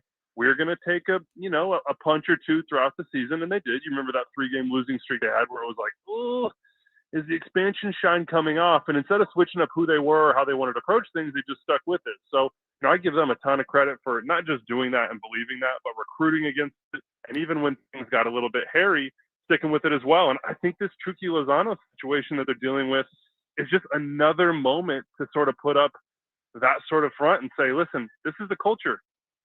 Chucky has not in the recent past followed the culture to the level that we need him to. And here's what happens when that happens. And if Chucky is ready to contribute and be a part of the team and the project and the way that we know he can be, he'll be back in the team. But we have sort of, we're not going to negotiate about it. This is who we are. This is what the club is. And He might be our highest paid player. He might be our star, but he's still got to get on board. I just think that's the perfect message to send ahead of these really high leverage games. And you can only send it because what you've done the rest of the season, both with and without Chucky Lozano. Andrew Wiebe joins us, Apple TV MLS analyst. And Andrew, you bring up a really great point. I mean, aside from all the wins that SDFC has had this year, they've had different moments pop up where I think eyeballs were on them. They had the kind of chanting incident early where, they had to kind of release a statement. You had another situation down the road that the organization had to respond to. And now you have this little bit of controversy with Chucky Lozano. I mean, in terms of the team, like when a situation happens like this, Chucky apologized, at least publicly today. It sounds like that apology came to his team a couple of days ago. But when a team is going through something like this, can they rally around this type of situation as Chucky is kind of, as you said, he's fallen back in line with everybody else? Will this be a distraction at all? I don't think it will be a distraction in terms of affecting performance. What I do think is that a healthy, motivated, fully within the group Chucky Lozano absolutely does raise this team's ceiling. Yeah. So like that's where the delta is, right? It's not necessarily like, oh, hey, the guys on the squad are distracted. They're not going to be able to deal with this personnel issue within the club. I don't think that's the case. To me, it's more like, hey, when you hit the playoffs, there's no, hey, we had a good month of June, or hey, these last 8 games have been a good run. It's if you don't finish these 1, 2, 3 chances, you might be going home. Yeah. And we all know the level of talent that Chucky Lozano has. So to me, it's more about, can you get that delta, your ceiling, to be that much higher by getting Chucky back in the team? If anything, listen, I'm not inside there. I spoke to Mikey Veras today on our broadcast call, and he was rightfully a little bit cagey about the situation and just sort of like, hey, we're handling it internally. But if Chucky is truly 100% back on board, truly 100% wants to be sort of the piece that he was intended to be in this team, which is the tone setter in all ways, I mean, what better thing to have rolling into the playoffs? And oh, by the way, on decision day, without him playing the same team they're about to play, they beat the brakes off the Portland Timbers. So, like, that's the luxury here. It's not like a team that says, oh, man, if we don't have this guy, we're screwed. It's a team that says, listen, Chucky, if we don't have you, we still think we're the best team in the Western Conference. But with you motivated, with you right with us, we think we can go not just win MLS Cup, but just run through the Western Conference. And listen, Chucky's a winner. He's been a winner his whole career. I think that sort of messaging will appeal to him, and clearly they've been going through it. So, I think it'll come out in a pretty positive way for them. Is the timing good? No, it's not ideal. But listen, nothing is ideal in professional sports. These things just tend to happen with big time players and big time egos. Andrew Wiebe, MLS, he'll be there Sunday with Apple TV. We got 2 seconds left, but other than, not trying to look past Portland, but if we did, who do you think is the biggest threat to keep us from the MLS Cup? Is it LAFC? LAFC has been playing great. Vancouver? Who's there that we should be most worried about, do you think? Yeah, I would say look north, and I would go up the freeway there to LAFC and Bouanga and Sun Heung-min. And if you're looking for stars that are firing on all cylinders and feeling like they're on the same page, they're the definition of it. And then go up to Vancouver, like you said. I mean, I was just up there for decision day. I thought they got unlucky with some referee decisions and just poor finishing. But Thomas Mueller is the real deal. Yeah. There were some question marks about what he was going to be when he came to this league. I didn't have those question marks. I would love to have a very serious conversation with anybody who's followed this game over the past 15 years and had questions about Thomas Mueller. Like we can just suss that out, 1v1, just try to figure out where your brain was at. But I think those are the two teams. What I would say, though, is that San Diego has something very valuable, which is home field advantage and momentum. And MLS Cup playoffs are a timing competition. They're a moments competition. And this team just feels like they win big moments over and over and over. And I would not bet against them getting the MLS Cup. Wow, love it. Andrew, thanks so much. You and everybody at Apple TV, we've appreciated your contributions to our coverage all year. Enjoy the playoffs, sir. I will. If you got people listening right now that know where I am on Twitter, at Andrew_Wiebe, DM me some spots to hit for food. I need some San Diego food recs. Hook them up, people. Hook them up. One more time for everybody. Andrew_Wiebe on Twitter. The DMs are open. I'll take whatever you got. All right. Well, I like it. We'll I make, like just it. we'll leave make it- sure our If listeners you hook just up. want to stay on hold, Tony and I can give you 5 or 6 right off the bat. There's a here, couple so- Taco Bells in the area. Yeah. Oh, yeah. Don't listen to You him. know what? My wife is a big fan. My wife. Don't listen to him. All right. Thanks, Andrew. Have a good Yeah, weekend appreciate you here. guys. Yes, sir. Andrew Wiebe, MLS, Apple TV. 6:30 is the kickoff for the big game Sunday between Portland and SDFC. I do think I didn't have time to get it to him, but this is 2 out of 3, the first round. Yes. But after that, One it is game- one one game match. elimination. That is weird, Those but I are love gonna it. be But I love it. crazy. I think I like it too. It's like you give the top seeds their chance by spreading the Right, first. you want them to have a you want better them to get chance of deep. winning 2 But out of 3. Once you get beyond that first round, It does I mean, protect one against bounce- the one bad right, day. right. Yeah. At least early. I think you can deal with it as a league if it's beyond the first round. Like if a top seed loses in the second, third, cool. But the first round, you give them some protection. I kind of Of dig course, it. here we are wigging out over this, but it's exactly what the NFL does. You get one game. So why are we? But they don't give All you messed 3. up. They in don't the give you beginning. 3 in the first round. No, though. that's true. Because the Chiefs can lose in the wild card, and they're just out. And you'd be so happy. Yeah. Oh, I would be Well, he ecstatic. doesn't even think they're going to make the playoffs. That's So right. don't lie. You Well, said that a things bunch have, of turned times. You around. definitely Things said have that. They're I not did. gonna I make predicted, and there's still a lot of season left. Hey, I'll guess on the No! 97.3 The Fan hotline. Join us on David P. Shapiro hotline. DavidPShapiroLaw.com. I love that guy. All right, more Gwynn and Chris. I think we got our countdown. We Stick do. around. Ben and Woods on the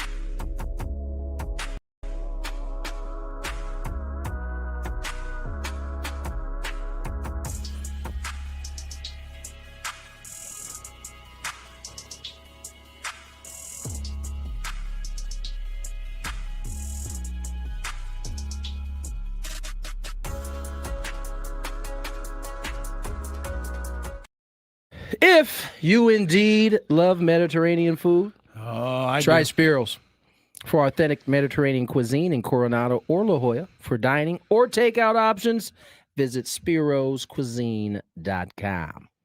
I would do it. Yeah, I if would I too. were you. I would do it. 3:39. Why is Judge Judy on? Who put that on?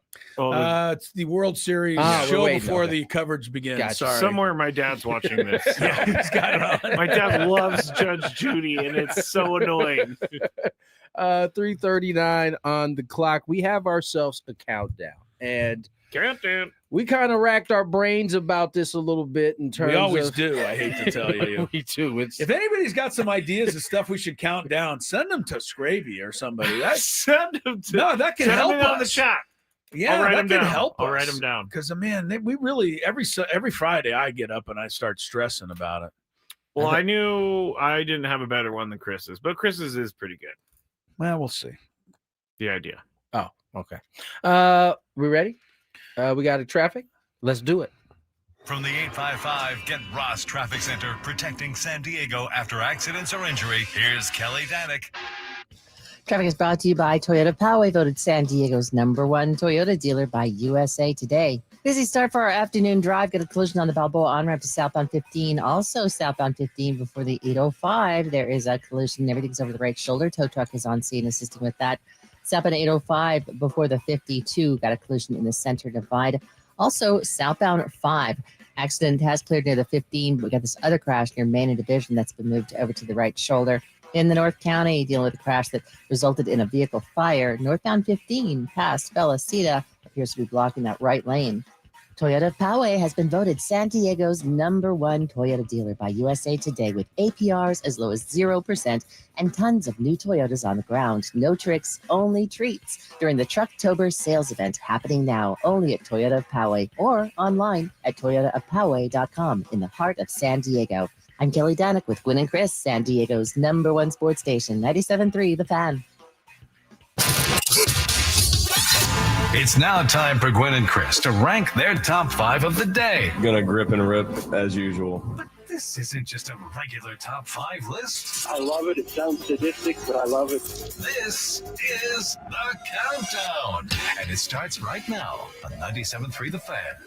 All right, Chris. Tony has just joined the fray. All of us have one mistake apiece. Which one did I just miss? If you love Mediterranean, No, he read it. What are you listening to? He read it. I started the segment with that. Oh yeah. You're gonna have. You're gonna that's have. two Does that mess-ups count for you, as buddy. a mistake on Yeah, my that's part? you. Oh, Yeah, that's no! two for you. You're in the lead, buddy. No, it's me me too. Chris 1, Tony 0. We already don't like to be held hostage by this. You keep telling him he's wrong, you're going to get a 2-piece. Chris, I don't even know what that is, but I just love that. It's Bing, 1, bing. 2. All right. Well, I'd like to see that, frankly. You would want to see, I could take you in an Oklahoma drill. I don't know if I could take Tony in an Oklahoma drill. First of all, you got me. I got you by weight, by for a lot. sure. Yeah, I By think like you at might least lose to 700 Chris. pounds.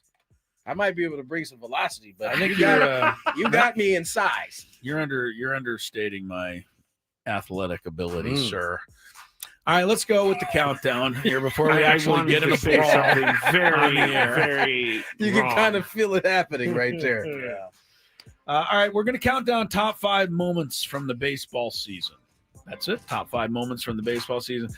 We tried to keep it a little less Padres-centric because we've certainly gone all over their moments. Frankly, they didn't have as many as we hoped. There's all right. going to be some still. So Yeah, I have Scraby, one you're for in sure. the lead with 2 points. Why don't you go yes. first? My number 5 is, again, we were trying to rack our brains for different moments throughout the year. And although his season didn't go the way he wanted to, Jack Caglione's catch here at Petco Park against the right field wall was incredible. Wait, are you going to go with that one over the guy, the A's guy in Anaheim? Yeah, because I don't like it that he used. I thought that was wall. the greatest catch almost I've ever seen. I know. Did we have this argument? Yes, we did. And I didn't want to bring it up because I know I'm wrong. That he used the wall. But I You're feel just like wrong. someone jumping without the use of the wall is much more impressive But we've than someone also using the seen wall. somebody jumping like that a million times. the A's guy climbing the wall, Like reaching out Spider-Man. like that. I'd never seen that. That's why It's I your give him moment, the- buddy. It's You your go- moment. yeah. You can Yeah, have I it. hope yours. one of you has it because it was like the greatest moment of the season. I might change. All right, Tony, what you got? Number 5. This is like an overall moment. There were no hitters this season. No, I can't remember a That's time there was surprising. not at least one. there's usually one. There's somewhere. usually one. Yeah. Yeah, That is no hitters this surprising. year. It's hard to have a no hitter though, Tony, when nobody ever completes a game anymore. Yes, well, I Hate mean, to the tell good you. old combined no hitters got popular there, and like might have been 21. There was like a bunch of them. Yeah, it was like a 6-pitcher no-hitter. That doesn't count. As you like to say, those combined no hitters were popping for a while. All right. I don't remember his name, but I'm changing my countdown, and I think his name is Denzel Clark. It is. His catch in Anaheim's got to be at least number 5. It's got to beat out what I had at number 5. That catch was sick. If you haven't seen it, I would recommend you even take a moment to YouTube and find it. It was that good. All right. Number 4.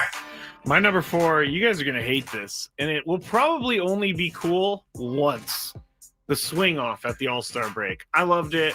I watched it. I thought it was a great ending to the game. Again, I think this may be a one-off thing. We might not be as excited next time, but Schwarber hitting 3 home runs to win the All-Star game in the swing off was awesome. Number 4 on my list is a homer pick. The Padres went up to Denver, Colorado, and hung 21. 3 TDs. 3 tubs. I think we have a clip from that day.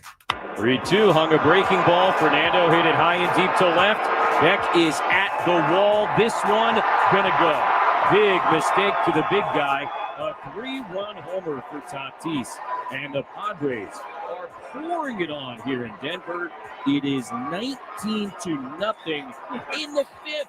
In the 5th inning. Jesse was like, we got 4 more at bats. Yeah. All right. Very good. Stephen Kolek, by the way, pitched a shutout in that game. He did. One of only 13 shutouts in Major League Baseball this season. Oh, that means that the Padres had 2 of them against the same team because Michael King did it early in the year too. Correct. All right. I'll stay with the Rockies for my number 4. Just the fact that they opened the season 9-50. That it just boggles my mind that that's even possible. They finished with 43 wins and a 265 win percentage, the second worst ever. But compare this. 265 is what they finished with. When they were 9-50, their winning percentage was 152. Yo. I mean, I've just to highlight how bad that start was, they were on pace to crush the record. Right. They didn't exactly get hot to avoid the record. I mean, compared to that, they did. Compared to that, they did. Yeah. So 9-50. That's a record that'll burn in the memory for a while. All right. Number 3. This number 3 for me is personal to me because I had this guy on my fantasy team. I loved seeing the notifications go off and then off again and off again and off again. When Nick Kurtz hit 4 home runs, drove in 8 RBIs, went 6 for 6, and the cycle against the Astros. Pretty impressive. Yeah, very impressive. No need to stop at me because we have the exact same number 3. Did he you said he had the cycle in that game? You sure? I don't think he did. He had 4 home runs. He had Maybe 2 he did. other hits. Maybe he did. He would need at least 3 other hits to get the cycle. I'm not trying to douse your moment. Oh, he was He couldn't have got Hold the on, cycle hold unless on. he had 4 home runs and 3 other hits. I'm going to keep reading. I'm going to keep He, reading. didn't, I he don't only think he read had the a first 2 cycle. sentences. Anyway, it was still a hell of a game. There's no question. But that's also your 3rd mistake, so mark it down. That's not a third mistake. Yes, it is. Is it? It's not. It's your turn, Chris. You're on 2 now. Oh, you did that. I had No, the I same got one. my number 3. Oh, okay. He Oh. needed a triple to get the Yeah, cycle. well, okay. Well, that's not a cycle then. That's short of a It's cycle. mistake actually. number 3. No, it's not. Surprisingly, I'm going to go with. Well, no, I'm not. I'm going to change up. I'm going to go with Schwarber's home run at Dodger Stadium in the playoff. Whew. I just can't get over how this guy slugs. It kind of goes along with the home run derby performance. and the All-Star game and his 4 home run game. And then he topped it off with that home run.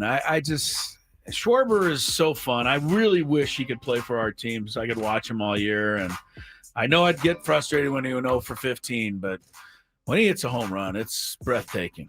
So I go Schwarber. Schwarbs. Number 2. He was great on Abbott Elementary. He was. Did he do an appearance on there? He was on there. It was pretty funny. It was funny. My number 2 is something that happened with the San Francisco Giants on July 8th, 2025. Patrick Bailey's 3-run inside the park walk-off home run that game in the 9th to beat Little the League Phillies homer. 4-3. Yeah, that was a pretty good one. Yeah, I remember that moment. That's a good It one. seems like if there is a park to get an inside the park home run, it's 1,000%. the Giants. Oh, you're talking about Patrick Bailey, He's not a catcher, Fleet of too. Foot. No, he's not. Yeah. So there's That's my good. number 2. My number 2 comes back to San Diego. Manny Machado's 2,000th hit of his career. We kind of built that one up. I think he came in with exactly 100 hits to go start the year. And he eventually got there. He got to, 350 this year as well? San Francisco. So HRs? Starting to climb the ladder of HOFness. I don't know why he giggled like that. I was going to put this guy in. I'm going to take heat for it, though. Oh, no. Kershaw got his 3,000 strikeout. That's fair. He's one of the greatest pitchers in history. I know. This wasn't a Dodger list. I'm going to have an addendum to mine. That's going to connect mines to number 2 as well. You know, the chat is convinced that Chris is a secret Dodger fan, so that's why we think that. All right. Number 1. All right, my number 1 is this. Sheets swings, sends it in the air, center field, straight away and deep. Harris is going back. He is at the wall, leaps up, and it's going to go! A home run! A home run! Pinch hit home run as Gavin Sheets ties it 4-4 here in the 7th. Opening day against the Braves, down 4-3 in the 7th, feeling lifeless. That was your moment, huh? Gavin Sheets gets off the bench, pinch hit, home run to tie it up. Padres go on to win opening day. Wow, opening day moment. Yeah. All right. How about just, I remember him running into the fence more than that, unfortunately for him. But that's messed up. Yeah, man. running in the I fence messed up. was a little more traumatic. That's an honorable mention. Okay. I just love his toughness. To me, that's a badge of honor running over the fence like that. He had a great kind of attitude about it. Yeah, too. I love that his group chat is the photo of him hitting the wall. Might as well embrace it. Is it me? Yeah, Yes. number 1. Number 1 on my list has to go to George Springer. I was going to say.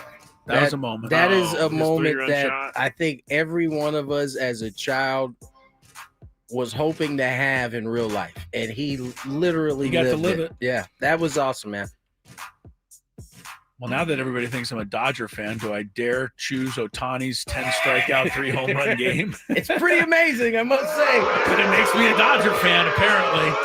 That's the truth. Yeah, I'll go with it. Sorry. Oh, I'm just going to walk my right in. goodness. I'll take a 3-piece from the crowd there. You're gonna take a That's a 27 piece. That's a left, a right, and then a hook. Yeah. I apparently, And then a boot to the nether regions. all the people that are going to be critical of me, and it's fair, I get it, but you're going to be talking about that game to your kids. For sure. You're going to tell them, I saw that game. When my grandkids ask me, Grandpa, why did Ohtani have 10 strikeouts and 3 home runs after he was caught gambling? Why? That's Why, gonna be Grandpa? the And question. I'll be to ask. like, well, grandchild, there's something called Rob Manfred. Okay. All right. Who bought the Ohtani excuse, hook, line, and sinker. You guys don't see the irony Rob, that his I didn't dog is know. named Okay. Decoy? Hey, Rob, I did not know anything. Okay, we'll see you later. Thanks for coming by. Appreciate you. It just is like so weird to me that you guys don't see the irony in the dog name. And the what? Dog name. Oh, Decoy. the dog. There's a bit of an irony there. I mean, the irony is that the decoy had them believing he was going to Toronto, and he wasn't. Poor John Morosi. You know, there was an article earlier this week from Robert Herjavec, who actually was on the plane. He was the guy. already. He was the guy. The Yeah. guy from Shark Tank. Shark Tank. And he said that he had an entire nation mad at him. Yeah. He did. All Canada. They were so angry. All right, let's get to break. Chris versus the fans coming up next. Your chance to get in on the ground floor, 833-288-0973. More Gwynn and Chris on the other side.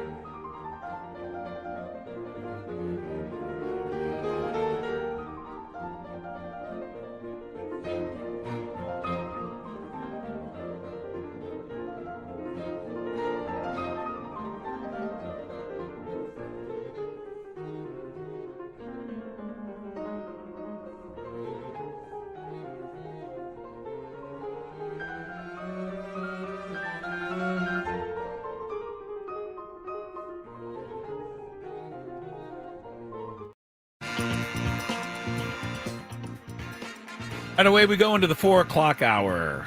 Gwynn and Chris. San Diego's #1 sports talk show, 97.3 The Fan. Thanks, our talk station, but we're probably the best show, too. So I think I can say that. You can say without that. too much hesitation. I agree, but I think we are a good show, but I'm. You're not going to go there. I'm not going to. You're not going to disparage our teammates or anything. I love our teammates, especially. You love David Shapiro too. Yeah, especially love that guy. Especially when Sammy Levitt fills in on the morning show. Yeah, he got you double lighted over there, buddy. No kidding. He man. does.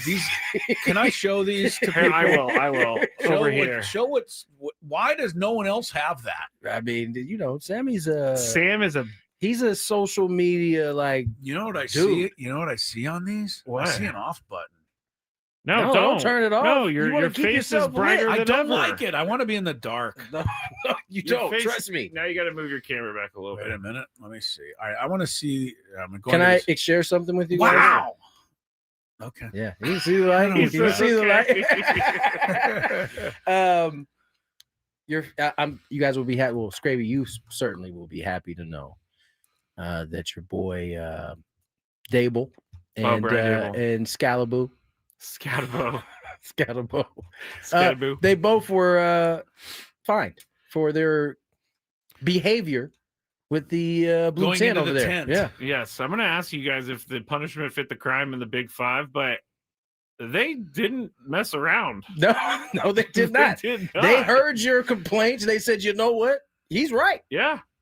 Brian Dable acted embarrassingly. We're fining him because it was embarrassing to the NFL. Oh man, they sure didn't play around with that money right there. No, I think it was $200,000 for the Giants, $100,000 for Dable, and then like 15. Oh, I was about for to say. Scattaboo. I was about to say Scatterman wasn't that high of a draft pick. No. If they would have got to 6 figures on him, he would have felt all of that. I wonder if he's going to feel. I mean, he's going to. he's going to. I'm sure he is. Does the team pay?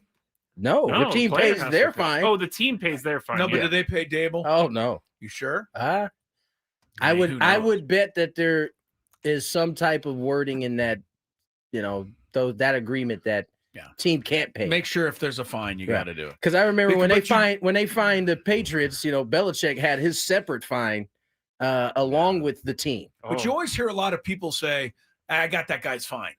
You know what I mean? Yeah, I think I think people can decide to cover it. Yeah. Teammates. Yeah. I guess, but Yeah. I mean, I don't know if the organization is like, we're getting taxed for 300, you're going to pay your own 100. I mean, not paying that one. Just given how organizations usually work. Scattaboo is only making a paltry $840,000 base this year. Wow, that's gonna hurt. That's over the year. Yeah, for the year. Oh, so he's going to feel that 15 then. Yeah, but but on that he's next gonna paycheck. feel the pressure from Mrs. Scatabo. I don't know. He has. I don't think he has one either. What is it? 8? How much? It was $840,000. Get my calculator out. Oh, this isn't my segment. So yeah, we're going to do a little Chris versus the fans here. 833-288-0973. People are lined up. World Series Game 1, a little more than an hour from Ohtani stepping in to lead off. And I'm sure Fox will keep us apprised of the exact time it will be. I wonder if Fox has learned their lesson, because I haven't seen that all postseason now. But they didn't see it. We didn't see it last season until they got to the World Series. Then they thought they had to do something special. No, I think it was in the earlier rounds. I don't think so. The Ohtani on the 3 batters away. No, it was early rounds. That thing was, it was like all playoffs. It was. I think that was what was pissing people off. And it was only Ohtani. I think they gave a couple to Judge in the World Series. Oh, they did. You're right. I think that's when they heard all the complaints. Yeah, they were like, we got to do something. We got to even this out. Yeah. We got the lineups. Might share those in a little bit. But right now we got to get to Chris versus the fans.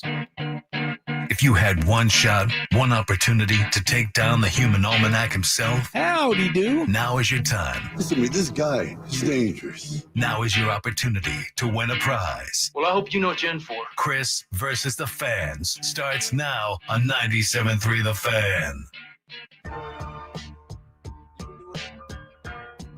All right, if you win today, you will be qualified for our grand prize, a trip to see Jerry Seinfeld in Las Vegas, including 2 tickets to the show on April 17th at the Coliseum at Caesar's Palace, a 2-night stay at the Flamingo Hotel and Casino, and a $100 gas card. Jerry Seinfeld returns to the Coliseum at Caesar's Palace on April 17th and 18th. See Ticketmaster.com for tickets. The rules: you have to make it through 3 questions. Each question will get more difficult. If you get the question right, you move on. If you get it wrong and Chris gets it right, you're eliminated. But if Chris gets it wrong, then you move on to the next question or you win. If you are a first-time player, that was a great one. Okay. Let us know before you get into it, and you'll get that first question for free today. Bueno. All right, I'm going to start with Tyler, because Tyler on the chat said that I'm hoping it's the right Tyler, wanted to do some horror movie questions. Okay. So, Tyler, welcome to the show. That was you, right? What's up, guys? Yeah, I was trying to I don't really care about Jerry Seinfeld, but I wanted to play the trivia game while the horror movie questions were still a part of it. Okay. Gotcha. Right. Well, I'm not playing against somebody that doesn't care about Jerry Seinfeld. Oh, wow. All right, here we go. First question. What famous line, excuse me, does Cole Sear? Oh, hold on. Let me read all of this. Hold on. Let me do this. Skraby's got to do some editing here. I made it easier. Mistake there number we go. 4. No, I made it easier. What famous line does Haley Joel Osment, is that how you say his last name? Yep. Whisper to Bruce Willis in The Sixth Sense? I see dead people. Very nice. That was awesome. And man, I think that was one of the Oscar-worthy. greatest. Yeah, I think it's one of the greatest endings in movie history. Oh my gosh! Most Don't surprising. tell people. It Yeah, I think was everybody's seen it by it was now. 1999, bro. Somebody, if you ain't seen it by now, Yeah, it's too bad. over with. And if you haven't, I would still watch it. Yeah, it's And a great just- movie. You'll be blown away by the ending. That's it. That's all I'll tell you. Question number 2. By the way, it took me. I was like seriously blown away at the ending of that movie. Did you see it in a theater? I did. Yeah, Oh, I did wow. too. And it was weird because as the ending developed, people started talking in the theater, and you're like, "What are they saying?" Wait, what? Because everyone was Started figuring it out at the same time. Yeah, I had the same It was experience. great. All right. Question number 2, Tyler. What author wrote The Raven? That'd be Edgar Allan Poe. He came for the Nice. Halloween question, and he is murdering See, them we're right out now. of the we're out of the Halloween question. Should I go look up one real No, quick? to give him a You got to third get one sports Okay. question All right, here all before right. we get out of here. All right. Pretty obvious that Tyler knows Tyler stuff. has this down. Yeah. Question number 3. All right.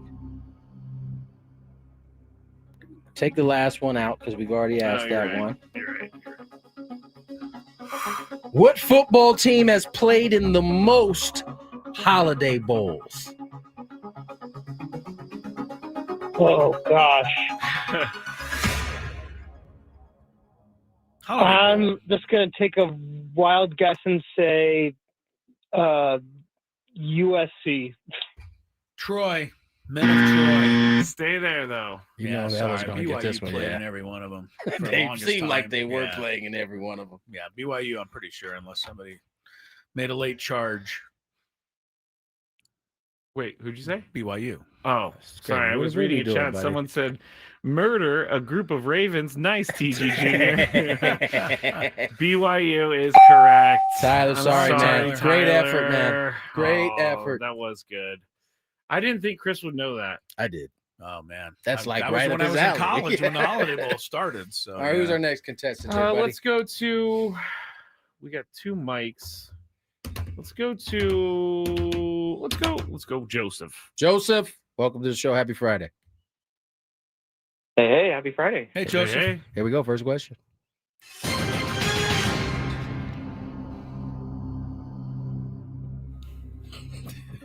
Which baseball team is home for Game 1 of the World Series? What? Well, what country is home? At least give them that much difficulty. That would have to be the Dodgers. No, he said the Dodgers. Guess it wasn't. 2 years ago. No, Joseph. Toronto. Sorry. Yeah. On we go. Sorry, Joseph. Sorry, I feel Joseph. bad for If you missed Joseph. that To one, the I next can't. one. Yeah, I can't help I you feel there. bad for Joseph. I don't. You got to know that I one. don't. Got to know that one. I like everybody, but you got to know that one.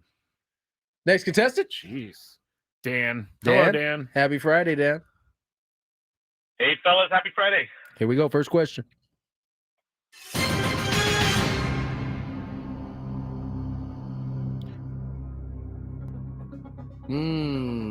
I don't like this. I don't think question Could be mistake number 3 5. is right. It's a blowout. I mean, I have 1, you have none. Scraby's he's up to 5. I'm going to ask it now. anyway. No, wait, hold on. There we go. Let me ask it. I just have to confirm it. Let me Stay ask- right there, Dan. I'm going to ask it. Here I'm we gonna go. turn off this mic.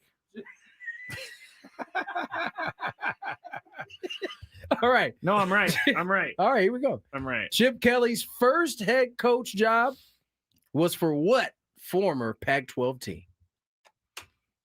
University of Oregon. Should be a winner. That is correct. And that is correct. I just looked. Very He good. was a defensive backs coach, an outside linebacker, running back, defensive coordinator, running back, offensive line, offensive coordinator, head coach. What was his Man. What was his offensive coordinator job right before? It was Oregon. The man. Oh, right before he was the offensive coordinator for Oregon before he became the head coach. But he was at New Hampshire. New Hampshire. He wasn't for the head 7 coach. years. I thought he might have He been the is head coach there. the man who ruined the Holiday Bowl. And he ruined the 49ers for a little bit too. Yeah, he didn't help your squad either. That was one of those things as a fan where you're like, I know this isn't not going I to work. remember you saying that. I know this is not going to work. All right, here we go. Question number 2. This is a good one. What NFL team did Kirk Herbstreit play for? Wow, that's a good question. That is a good one. Say, what the Pittsburgh Steelers? The Steelers. He does seem like a Steelers guy. Stay there. Seems like a Steeler guy. I think he's from that part of the country. He's from what, Ohio? That would not be That's right. Pittsburgh. Ohio State's near Pittsburgh. Yeah. I don't remember him playing in the NFL at all. I'm trying to picture him. I'll say he's Ohio State, so I'm going to say somebody close by and he just signed up. Bengals? I don't know. All right, somebody's going to have The to... trick question worked because you were right. He never played in the NFL. Never. That's not even really a trick question. Basically asking something that doesn't exist. I mean, you had it. Yeah, but all right. I'll give it to you. That was a cheap question. That was cheap. I'll but give it's it good to for you. you, Dan. You stay alive. Dan, here we go. Question number 3. Chance to qualify.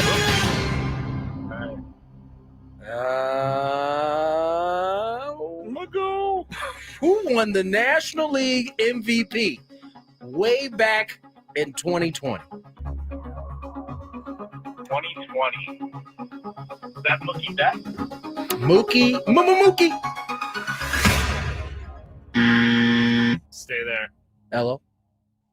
That's a COVID year, and I It put was. all of that out. we all did, brother. I think I really don't remember. I don't remember like what the winning home run totals were or anything. It's impossible to. Yeah. only So 60 I would games. just be, yeah. I think Trevor Bauer was the Cy Young because he was with the Reds, and I remember him having. And Bieber, we looked this up, was the Indians Cy Young or Gardy. Well, I guess At they were the the time, Indians, yeah. But National League MVP not coming to me. I almost have to pass. How about? Well, I'll say somebody. No, Matt Olson. I don't know. Dang, I don't know if he's played for this team at the same time. That's ironic. You picked Matt Olson, why? who replaced the guy that actually won it that year, which was Freddie Freeman. That is ironic. Freddie won it, huh? Yeah. Yes. Okay. All right, he Dan, won it stay with the there. Braves. I don't remember Freddie ever even winning. Well, because you don't remember anything from 2020. Do you think? You know what I remember most about 2020 is the season the Padres had and how everybody tried to extrapolate the 60-game season into the 162 season and what that season meant. Because the Padres ran away with their portion of it. I mean, they had a good record in that six game. They did. And then we played the next year, and it was a quick reminder of how much longer 162 games is. Yeah, it's you get down to they it. went 37-23 that year, but that was the Dodgers went 43-17. Of course, they would finish behind the Dodgers. Yeah, it's been the story of our life. It seems like it does. It's the story of our life. I honestly, not to complain, but I will. I just remember sitting in my office doing the post-game show and just going, "What am I doing here?" Couldn't leave the house. And anyway. that was all right. So time. Freddie Freeman, that's his only MVP. All right. Well, it still counts. I mean, It counts, but do you in the back of your mind always think, man, it was a 60-game season? I'm sure he thinks that, but I'm also sure he's like, I He's don't care. accepting of it. He's also MVP, Freddie baby. Freeman, who's done enough otherwise to legitimize himself, I think. All right, very good. Dan's the winner. More Gwynn and Chris ahead. Hang on, I'm not going to break in case I missed something here. After traffic. From the 855.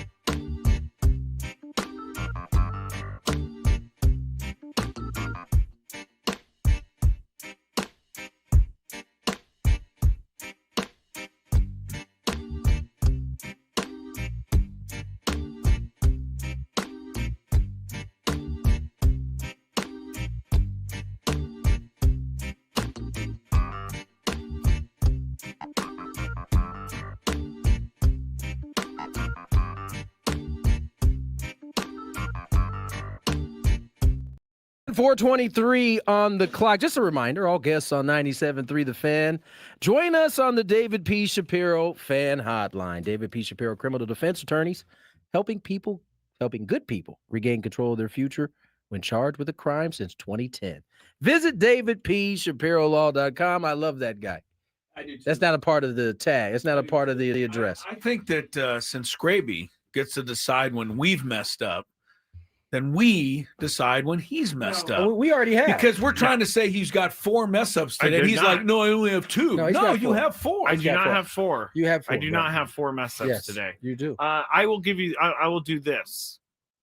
The chat is in charge of telling us when they don't know. Messed up. Oh, when you mess up. Yeah. Yes. All right. Okay. I can trust them because they'll be looking for it. Oh, yes, they will. Gonzo already said I'm down 3-1. So okay. What do we got? Oh, it's your turn. Yeah. What do we got? Yes, it is my turn. We mentioned the World Series Game 1 starts here in about an hour, right? 8 o'clock Eastern. Yeah, I'm gonna say 8 o'clock, 8:18 probably. Yeah, by the time they weird like no that. doubt, because you got guys on the line. You got like the whole. Do we know who's singing the national anthem? Skraby, want to find out? I'm just wondering if they've been approved by the this is a country different at large. country. So that's true. Right.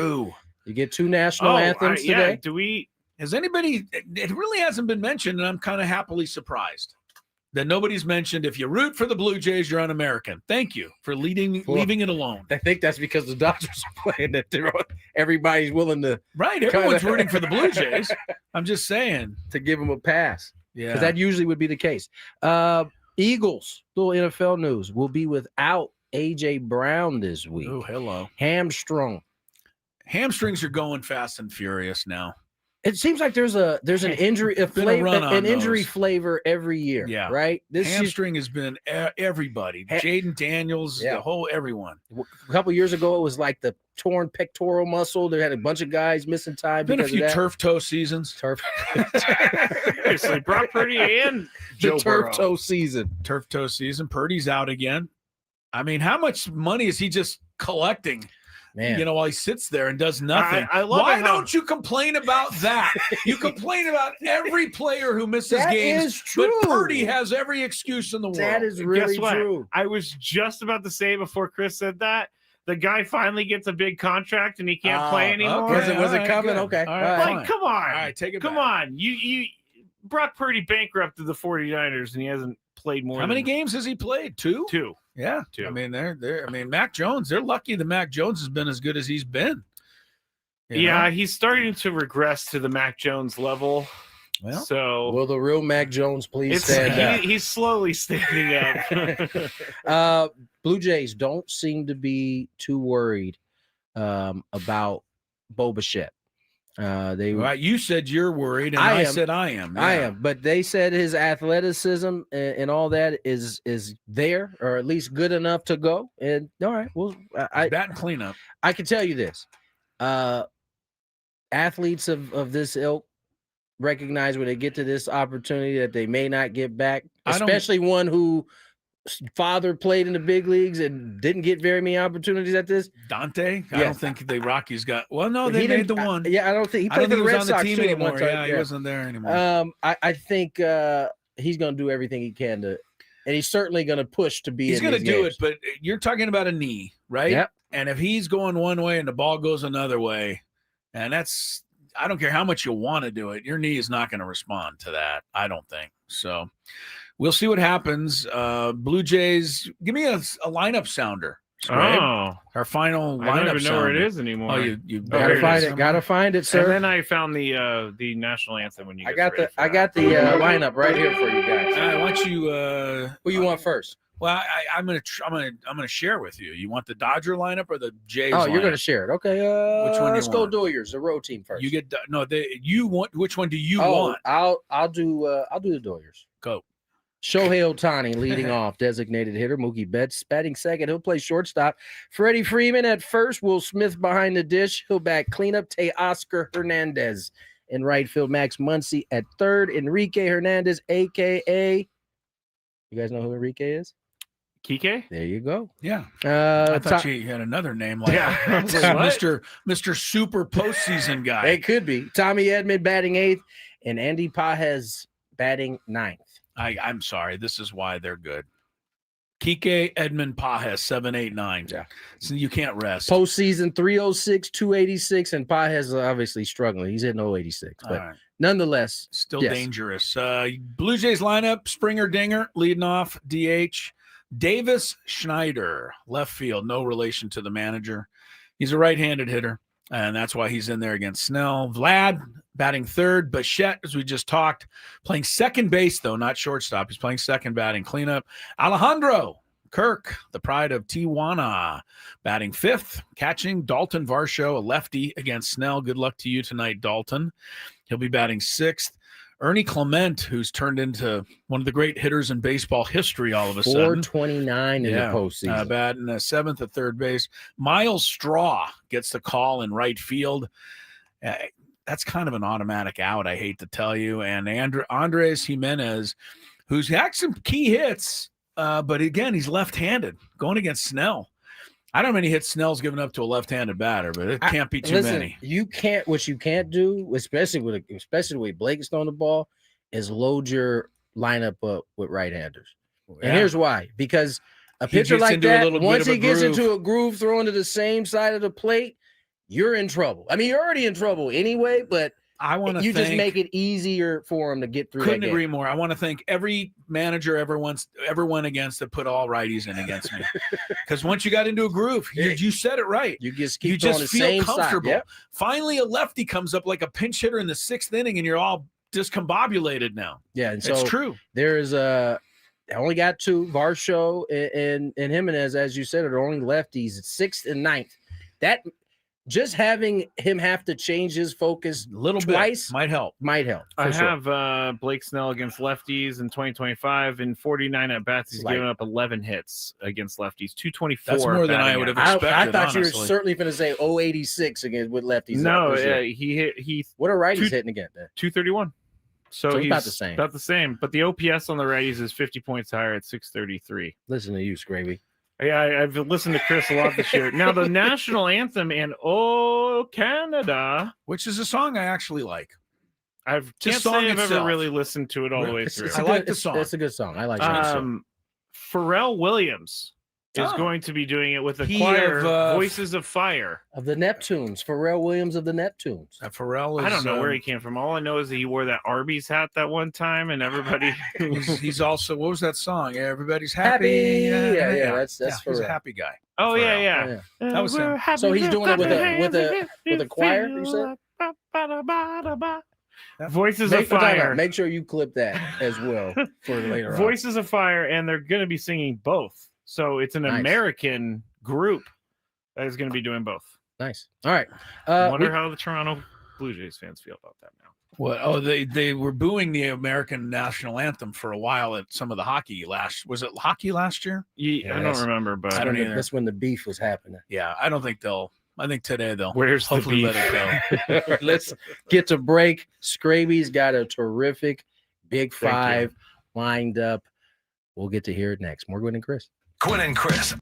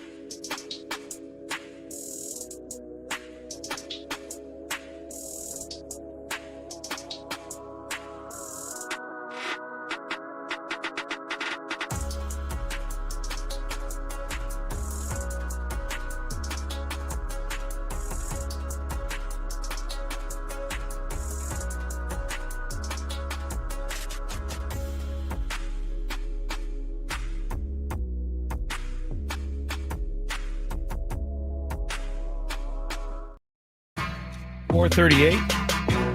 I still haven't been able to fix my issue of when I need to see what time it is, looking at this very tiny clock on the screen down here to my right, when there's this gigantic clock that many of you probably can see behind Skraby's head. Yeah, I never look at that one. There's a gigantic head in the way, though. Well, that's true, because when I sit over there, I can never see that. Can't see it either. Welcome back to the show. Gwynn and Chris, 97.3 The Fan. Skraby's already got so many points, so I'll remind him that he's got a read coming up. We can look forward to that.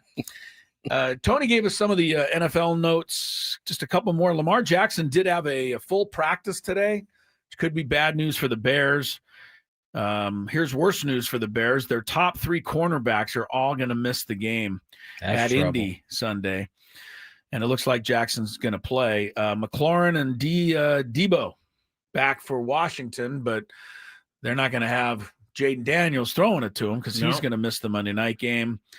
Bryce Young will sit out for Carolina. The Andy Dalton regime is back for the Panthers. Sorry about that, Panther fans. And there's a little question mark now next to Michael Penix's name in Atlanta. Apparently, Kirk Cousins might get to tear up the Dolphins. If Kirk gets his hands back on it again, he may not let it go. You know, Kirk, he will play out of his mind for a long portion of time. In that game he will. I mean, no rush and no coverage. It's a pretty good combination for any NFL quarterback to have success. Quickly, do you guys know the different teams that Andy Dalton has played for? Bengals? Yeah, that's definitely one. TCU? The TCU is also one. Rams? Nope. I don't Where did I remember see Andy. his red beard at? Oh, that was Fitzpatrick, I bet. There's 4 other places that he's played. Has he really? I can't name any of them. Last season on the Jaguars? No. Last season on the Bagels was 2019. Then he went to Dallas for a season. Wow. And then he went to the Bears. Wow. And then he went to the Saints. Wow. And then he's had back-to-back years with Carolina. Yeah. That's probably just outside of Dallas, which I probably can see him in that uniform a little bit. He started 9 games that year. I can't see him in any of the other uniforms you name. He started 16 games for the Saints. Cannot remember one play. It was for the Saints. I can't even tell you he was with the 14 games, Panthers sorry. until I just read the fact that he's playing Sunday. I didn't only know he knew was that there. because I saw him in the game last week. Yeah. All right. Big 5. Skraby's rolling. Let's see what he's got. From the 855 Get Ross Traffic Center, protecting San Diego after accidents or injury, here's Kelly Danek. Traffic is brought to you by Toyota of Poway, voted San Diego's #1 Toyota dealer by USA Today. A couple problems in the North County. Collision on the Harbor Drive on-ramp to southbound 5. Also crash, still clearing on northbound 15, just past Felicita, trying to get that out of the left lane. Also, watch out for some debris across lanes, westbound 8, right past the 67. Toyota of Poway has been voted San Diego's #1 Toyota dealer by USA Today, with APRs as low as 0% and tons of new Toyotas on the ground. No tricks, only treats during the Trucktober sales event happening now only at Toyota of Poway or online at toyotaofpoway.com in the heart of San Diego. I'm Kelly Danek with Gwynn and Chris, San Diego's #1 sports station, 97.3 The Fan.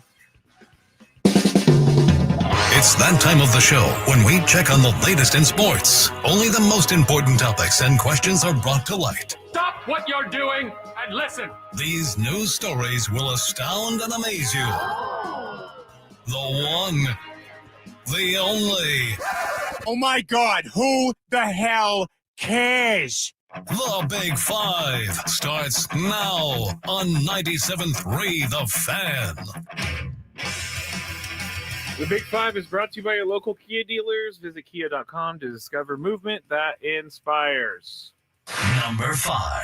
We're going to start with Pat McAfee and ESPN News. I got to read a lot, so stick with me. But Pat McAfee, as we know, has never been shy of criticism or responding to criticism. And while doing so on a social media post on Tuesday, the former All-Pro punter alluded to issues he's run into during his time at ESPN.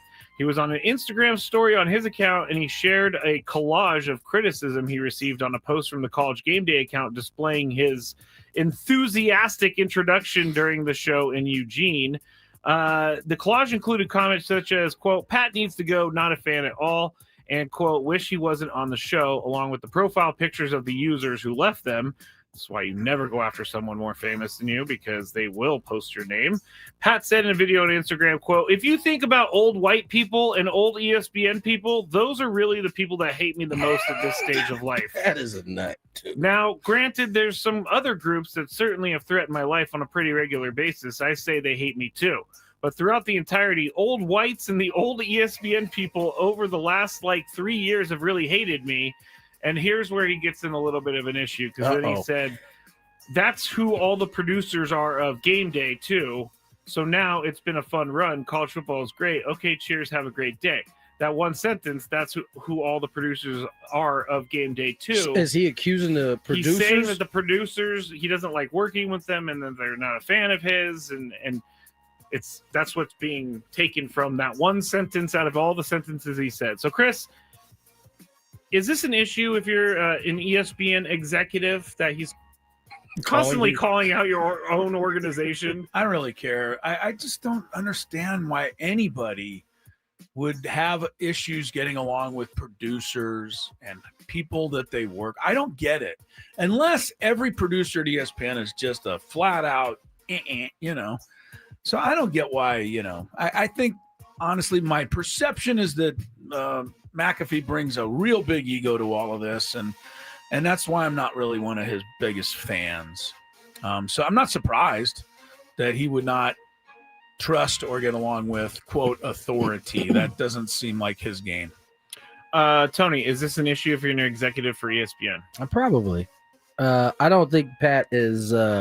Pat has been like this from the very first moment they asked him to come on. So yeah, right. They licensed the show. That's true. They licensed the show knowing that if he feels like there's something being done to him or being treated wrong, he's going to air you out. And this is like maybe the third. In the first couple of times he was using actual names. He didn't just leave it at producer. He was bringing up actual names. So I can see this being a problem for an ESPN exec, but I would say you kind of knew what you were getting when you signed up for it. Yeah, and he didn't come out of nowhere. This has been who Pat has been. And this is what brought him to notoriety. This is why people like listening to the show. I personally enjoy his show, but I can see this being an issue for ESPN. I enjoy the show. I think he tries so hard sometimes to be crazy. And he definitely wild. Goes over the line from time to time. Yeah, I'm just jealous of this show. I mean, for real, you're not jealous? You would like to get some of these guests? Of course I would. Forget the guests. For them. Forget the guests. The runway he has. He has a huge runway to do and say. I mean, is his show on delay? Because they curse on ESPN. I'm not sure how that works. And I noticed when you watch the show, there'll be periods where you can't hear anything. Oh, yeah, that's got to be then. But it sometimes they're. I'm pretty sure they're not bleep. It's not a curse word. It's just for certain segments or certain parts of the show. It'll just go silent for 5-6 seconds. You know what? You'll see that you see that in a ball game. The guy comes into the dugout and starts giving the high five. They get the camera right there as the guys come in, and you'll hear everybody, nice job. And then it'll go blank because everybody's going, bleep, yeah. So similar, I think. Yeah. All right, Pat. Number 4. The NFL has fined the New York Giants head coach Brian Daboll and running back Cam Skattebo for violating the league's concussion protocol during their Week 6 win over the Eagles. So glad I didn't get yelled at on Thursday Night Football. Why? For using that earlier, bringing that up. Oh, you actually gave me the idea for this. Oh, there you go. Daboll and Skattebo, both. I hate how his name is Skattebo, even though it has only one O at the end. Skattebo? Yeah. Both entered the blue injury tent while rookie quarterback Jackson Dart was being evaluated for a concussion during the game. The Giants, as a team, were fined $200,000. Daboll was fined $100,000, and Skattebo was fined $15,000 for conduct detrimental to the league following a joint review by the NFL and the NFLPA. The NFL and NFLPA wrote in a statement, quote, while the parties agreed that Coach Daboll's and Mr. Skattebo's actions had no actual impact on the exam or the care that Mr. Dart received. Can we just call them by their first names? Their conduct was inconsistent with and demonstrated a disregard for the concussion protocol's requirements. Tony? Yes. Does the punishment fit the crime? I mean, NFL has always been pretty heavy-handed when it comes to fine. I mean, when your socks come down, it's about 25, 30 grand from the no fun police. Your socks come down, right? yeah. I mean, like they are pretty. And they can come down just by accident. Somebody could pull them down, They like on a still table. will They get you. fine you. So I don't know. I would say that yes, the punishment fit the crime based on past, I guess, crimes that have been weighed in on by the NFL. They are heavy-handed. You do something against the rules, they're gonna make sure you know that they don't like it. Chris? Yeah, this is what they do. So I don't know that any fine fits the crime. I think you got to suspend Dable for a couple of games. Damn. No, I'm just kidding. I mean, if he does this again, though, I think he needs to be warned. Yeah. I don't think he's going to do it again. I don't think well, that $100,000 is going to fill that. Yeah. I think he would be suspended if he did it again. Yeah. That whole display, I will say once again, was quite embarrassing for Wasn't Brian Skraby's Dable. favorite. He grabbed his like helmet. He was like, "Are you okay, Jackson Dart?"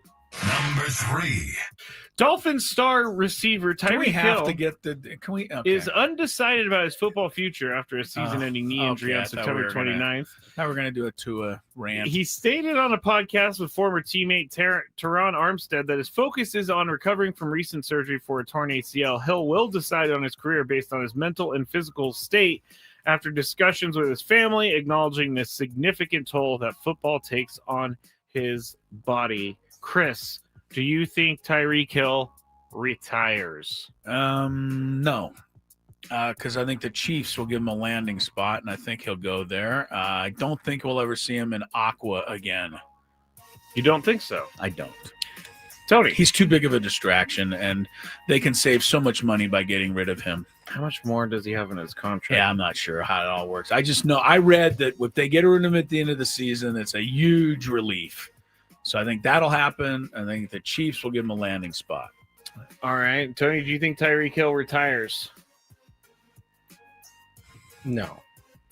He only has one more year on his contract. I think that year is going to go up, and he'll be looking to play somewhere else. He's going to make if they don't trade him before that year is up. He's looking to make his cap hit for the Dolphins next year $52 million. He's getting cut. He's not going to be with the Dolphins. Yeah. But his dead cap is 28, meaning if they cut him, then they have to still count that. But against everybody the cap. has dead cap. Yeah, I mean, so that's welcome better to the than league. the regular cap at 58. Yeah. Or whatever that number was you said. All right, so he's going to be a Kansas City Chief next It's going to be year. a 49er. Going to screw up your franchise. Man, you guys are really you're putting me between a rock and a hard place because I don't like the guy. He wanted to accept him immediately. And then I thought, no, I cannot accept him because of we'll there see. are lots of different things. We'll see, He buddy. ran down. He got behind about 6 defensive backs that one year, and that was fun. That But was fun. That's all I've seen, and it's not enough. Aaron Rodgers would like to end his NFL career, whenever that is, as a part of the Green Bay Packers. While 41-year-old Aaron Rodgers may not suit up again in a Packers uniform, a ceremonial retirement with him being welcomed back to the organization where he got his NFL start would be an ideal way to cap off his Hall of Fame career, they say. Blah, blah, blah, blah, blah. The Packers have had some great quarterbacks over the years, so which quarterback has been the best Packer quarterback? Tony's up first. Bart Starr, Brett Favre, or Aaron Rodgers? Maybe Chris is better to go first on this one. I think It's who you like better, really. I mean, I didn't see Bart. So Now, Starr's not going to be up there with these guys. He Nobody won the passed. first Super Bowl, though. Yeah, but We're they didn't. first two. Yeah, First two. Nobody threw the ball. Not They're- even Joe Namath then Right. threw it like these guys do now. They are running the ball quite a bit. Yeah, it's a different.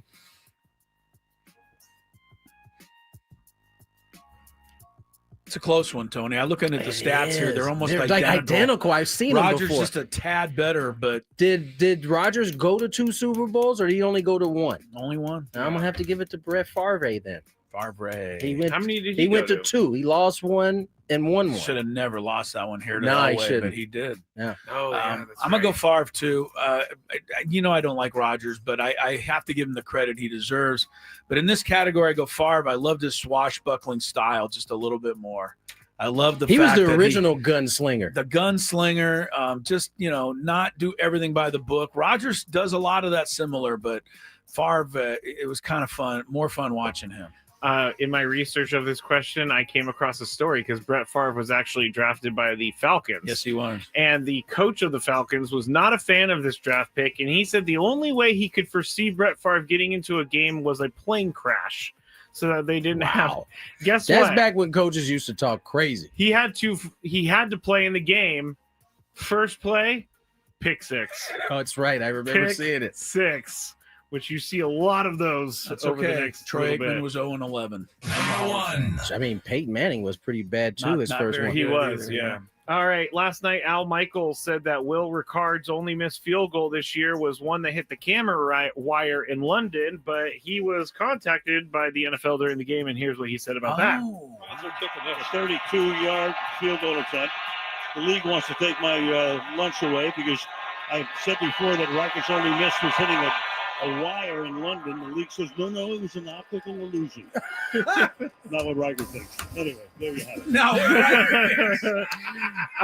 All the comments on this we were talking about this in break. I love this one. I love Al Michaels' this version. Hey, he wins. Does not He's going to win at this point. He Sure. has reached.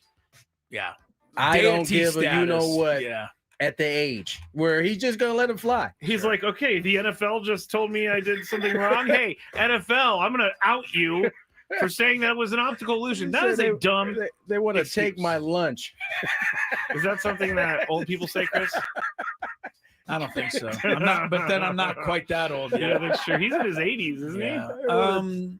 You know what? Plus, the NFL can't they just admit something Right. happened? We all saw the ball go a completely different direction in which it was going. And to give us the optical illusion thing, please. Yeah. All right. So, I When got we a get quick back- note before we come back. There's. Oh, never mind. Okay. We'll talk Forget about the my World note. Series. I'm And changing forget about my- Chris's note. Changing my note. It's a serious business, but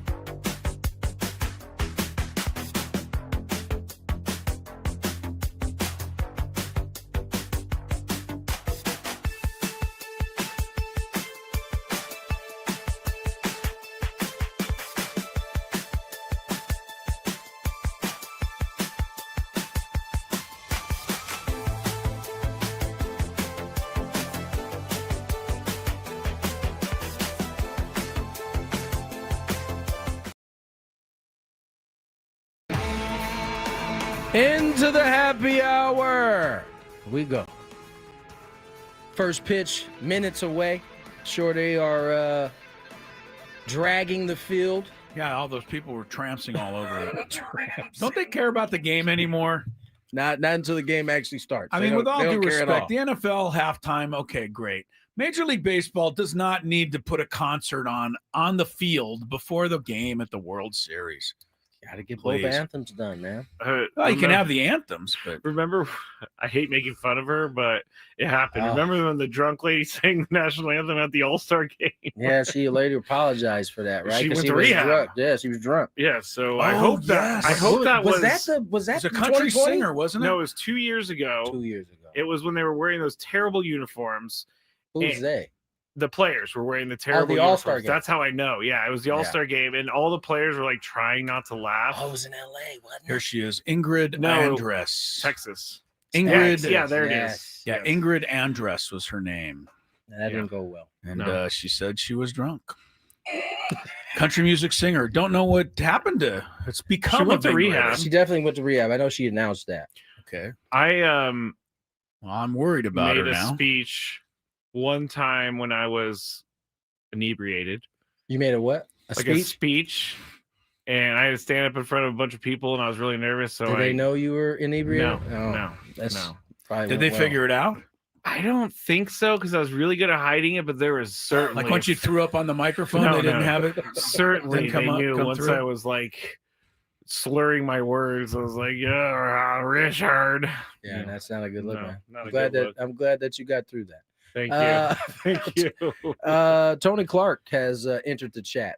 MLB Our player. chat. It's good to have him in. He went to high school here. It's about time he's home. Not our chat, Oh, but the chat of the gambling. Because obviously, when a big story hits like that, you can rest assured that the other leagues are monitoring and talking about it. And Tony Clark was asked about it. He said, Friday, there's a lot of work to be done by MLB in the wake of another sports gambling scandal hitting the NBA this week.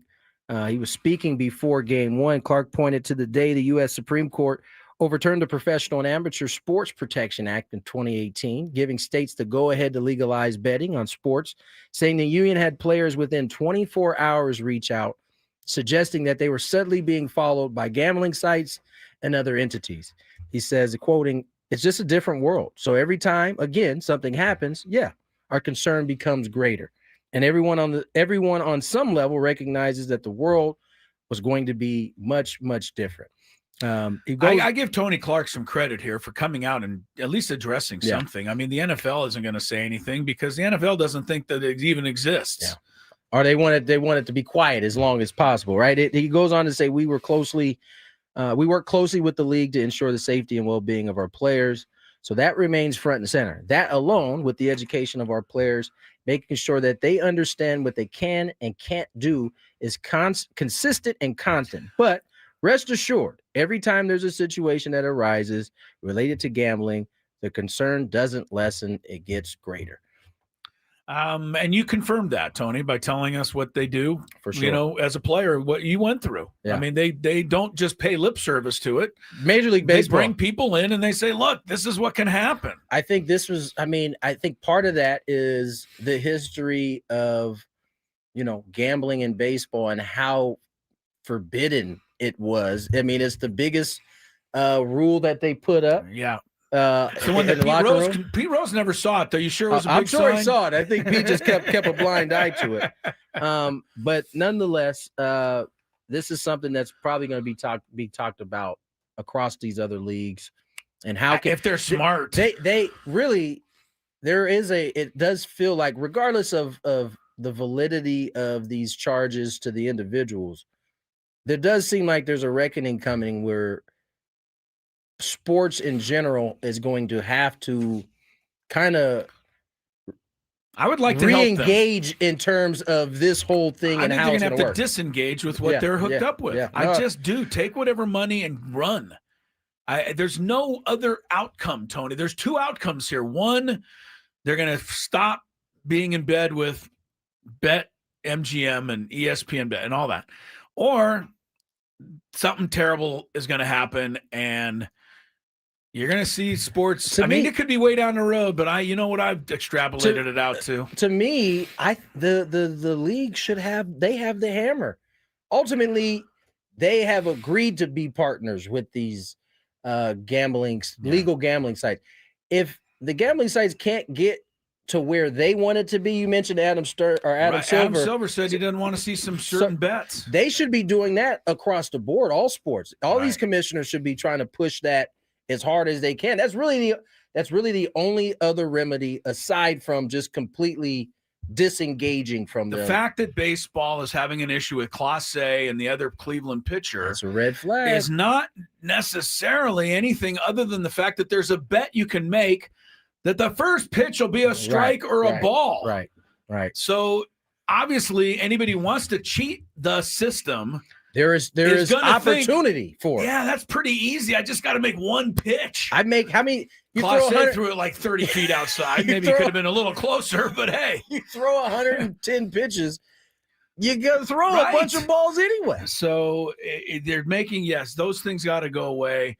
They were talking about how, in golf, I don't think you can get to a golfer. I hope not, because those are individuals. But, I mean, as guys are walking up the course, right, Skraby, you can just punch in your bet before the next shot. But if they I mean, it's so prevalent. It's so much more than it's harder in a sport where you're playing for yourself and yourself only. So. How about? Do you guys remember Floyd Mayweather betting on himself in boxing? And he was applauded for it. I get it. He bet on himself to win, so I guess it's a little bit different. But imagine that. That just seems wild to me. A little crazy. It's it's not great, and I don't. Maybe it's also a huge flex. Do you think that I bet $2 million on myself and I'm gonna win this? Yes. Do you think that the gambling public would gamble less? Like, do you think that they need all of these exotic bets, or are these just things they've come up with? I think these are things they came up with that have become extremely popular. Exactly. But I think you're going to have to maybe wipe some of these or all of them out. I think you're right. You want to bet? To me, you're stupid to bet on the game, and the reason I always say it is because you're betting on something they're not trying to do. Right. If a team's favored by 7 and they're winning by 6, they're not going to try to score again for you. You can't fix everyone. You know what I'm saying? So that makes it so much more difficult. But at least betting on a game is a thing. Okay, I'm going to give you this one. But if you're going to bet on whether it's a run or a pass on every play, I mean, crazy.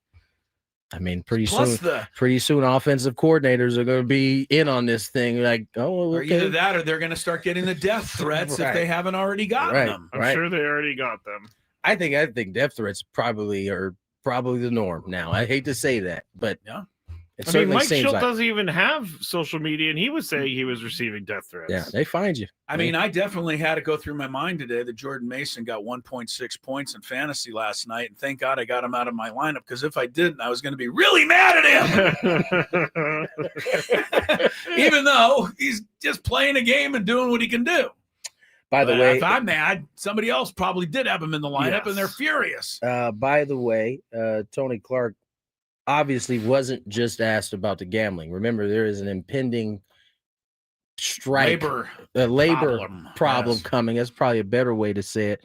I'm trying to find it. Oh, he said Clark also stressed that the union remains adamantly against implementing a salary cap, of course, in the next collective bargaining agreement, and that the Dodgers winning back-to-back titles would not materially change negotiations for the next CBA, calling the prospect a lot of chatter. He goes on to say, the sky was falling as the Yankees repeated.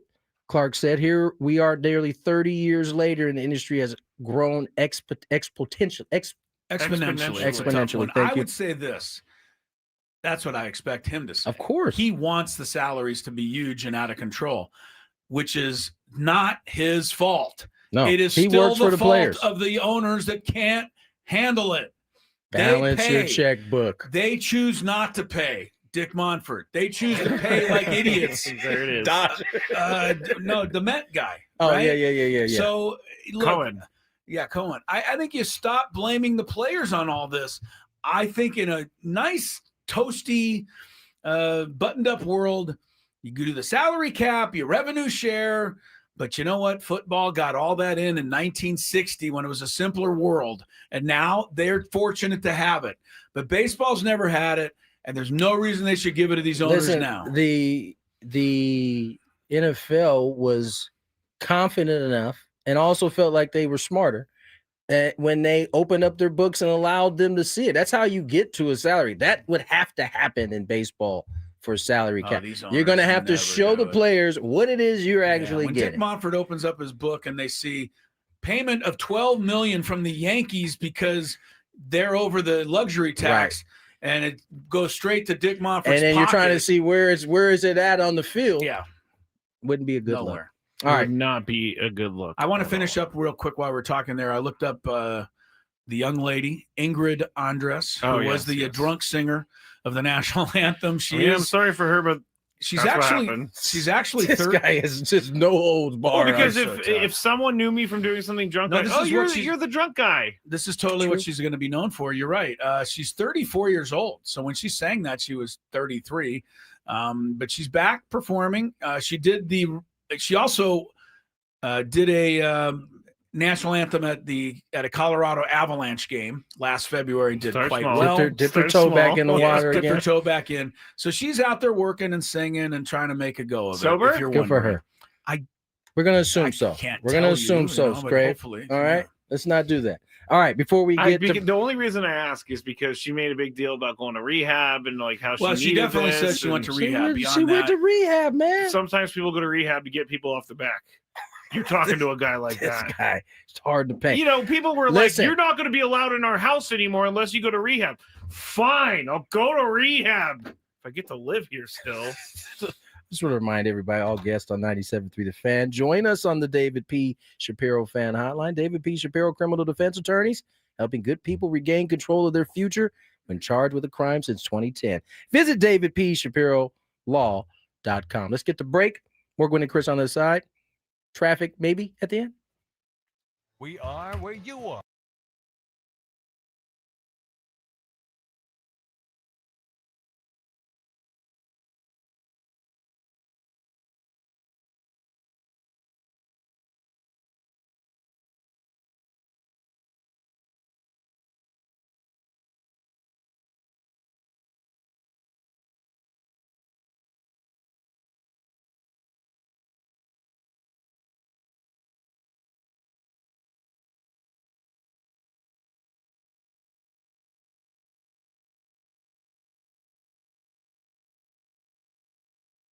Skinny Chris Ello here for SD Fat Loss. SDFatLoss.com.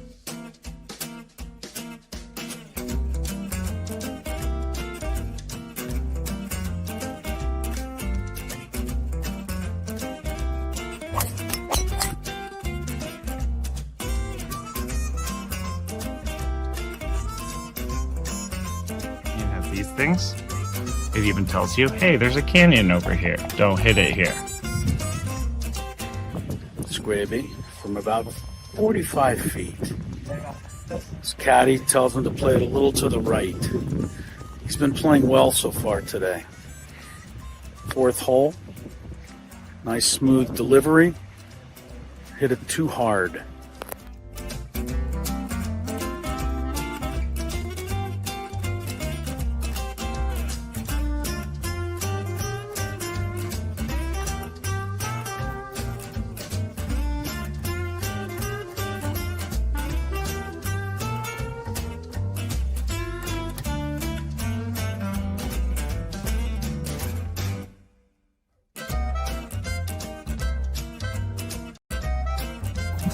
Sasquatch.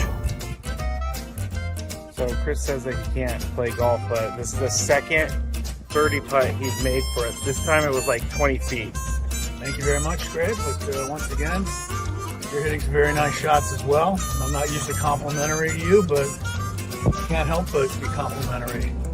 Your shot making. With my what? Your shot making. You hit some.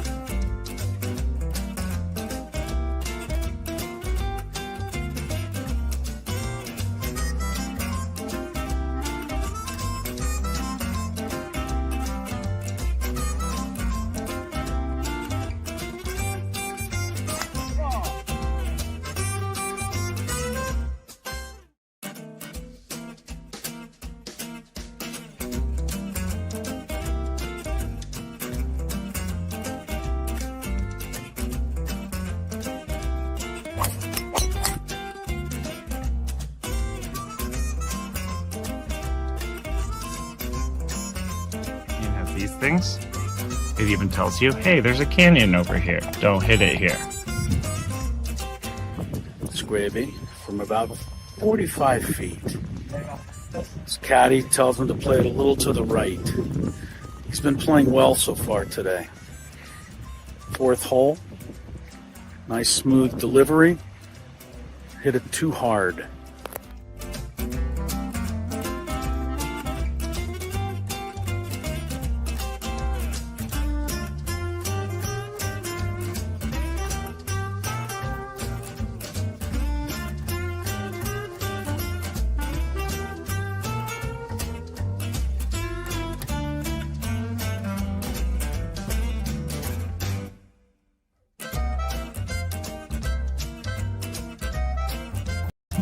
Sasquatch. So Chris says that he can't play golf, but this is the second birdie putt he's made for us. This time it was like 20 feet. Thank you very much, Greg. But once again, you're hitting some very nice shots as well. I'm not usually complimentary to you, but can't help but be complimentary. Your shot making. With my what? Your shot making. You hit some.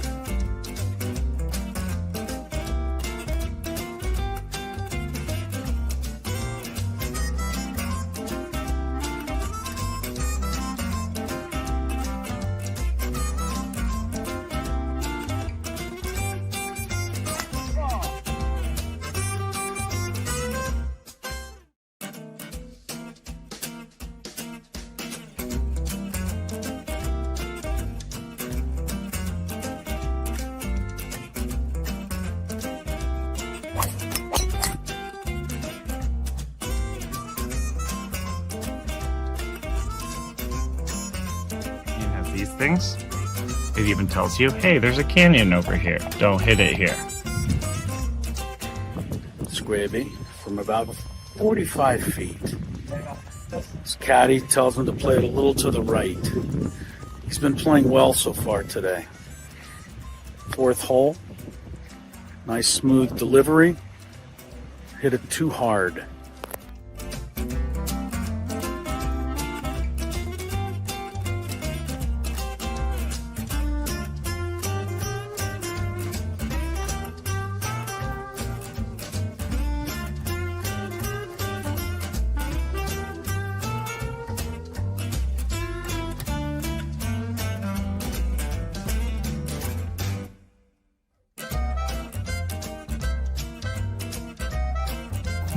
Sasquatch.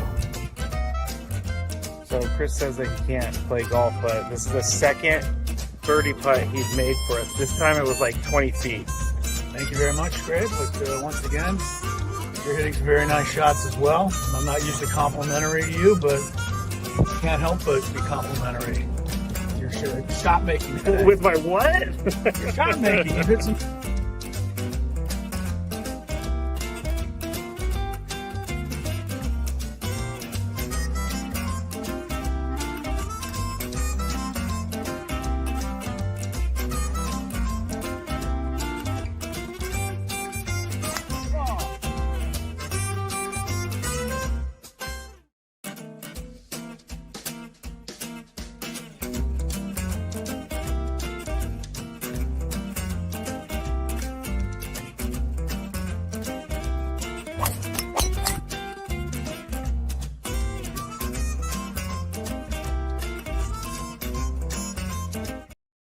Out Ohtani with a absolute perfection, disgusting splitter, and then I got a couple of ground balls from Betts and Freeman. So Blue Jays coming up in the bottom of the first. Breaking news from 97.3 The Fan is presented by BetQL.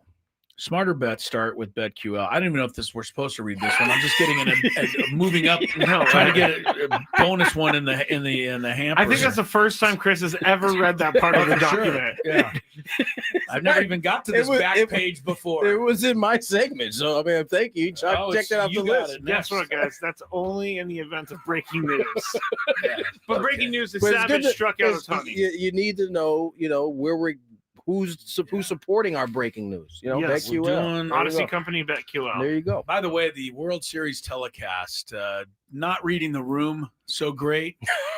We were laughing. They come back from commercial. Ohtani's coming to bat. The pitcher's warming up. The World Series is going to start. And a huge graphic. Here's tonight's bet ESPN parlay bet. Yeah, I was like, do this. Like, after what's happening right now, maybe not the best time. I know we got to get that in. This is also the same people who didn't read the room with the Ohtani face plaster last year. So, it's kind of fits the not reading the room. Yeah, that's just, not Did you the see? best timing They've for had that some one. issues with their broadcast because when Smoltz and Joe Davis were doing their open, the camera was like zoomed all the way in on their mouth and then zoomed out and then zoomed in and then zoomed out. My During dad used to call that a nostril shot. the kind of see up there. during the season, I see shots like that all the time, and it's because I'm at the stadium, and so we get in different feeds. And when you first said that, I was just back in regular season mode. Then I realized, oh my God, that's on actual national TV that's happening During the World Series. Yeah, that's probably not ideal. Too bad. NBA action tonight. The full schedule of games. Almost everybody's in action tonight. Lakers get their first win tonight, baby. Lakers got Minnesota later. A little revenge. I want to ask you about Wembanyama. The alien, the real alien. He really, I've not seen enough of him. Look, they don't show a Spurs game unless it's, something crazy. So I don't see him too often. But he did a reverse dunk the other night without leaving the floor. He did a windmill I don't know what he's on like like most guys do windmills on fast breaks. He did one like through traffic. He is crazy good, almost impossible, I would think, to guard. 7'7". Yeah, I shoots the three. This is his third year, right? This is his third year. So I wouldn't be surprised if the Spurs don't, join the rest of the clubs over there in the West. This kid is unique from this. I shouldn't say he's unique. He's different from his peers. He seems to be searching out like the very best from the past. He worked with Kevin Garnett this offseason. Kevin Garnett basically put him as a mix, but I can't remember who the second one. The other part of the mix was Shaq. He said that's how dominant he has looked this season. The other person he worked with was Hakeem Olajuwon. And Hakeem said that they didn't work on big man moves. They worked on big guard stuff. And it makes total sense when you watch Wembanyama. He may look skinny, but he certainly looks like he's stronger this year. Skinny because he's 7'7". He looks like he's stronger, and man, you could be looking at an MVP candidate based on what I saw. He went 40 and 15 in the first game. 40 and 15. But it was the reverse layup without leaving the floor that I've never seen before. And he does a lot of things that nobody's ever seen before. I just saw. Speaking of, we're talking about Wemby. I just got an alert on my phone. Apparently, he might have got dunked on by Zion here. That's gonna be probably on a poster somewhere. Be a clip somewhere. Thought about Zion. Skraby's first thought. Speaking of Zion, your boy came into camp as a professional this year. In shape.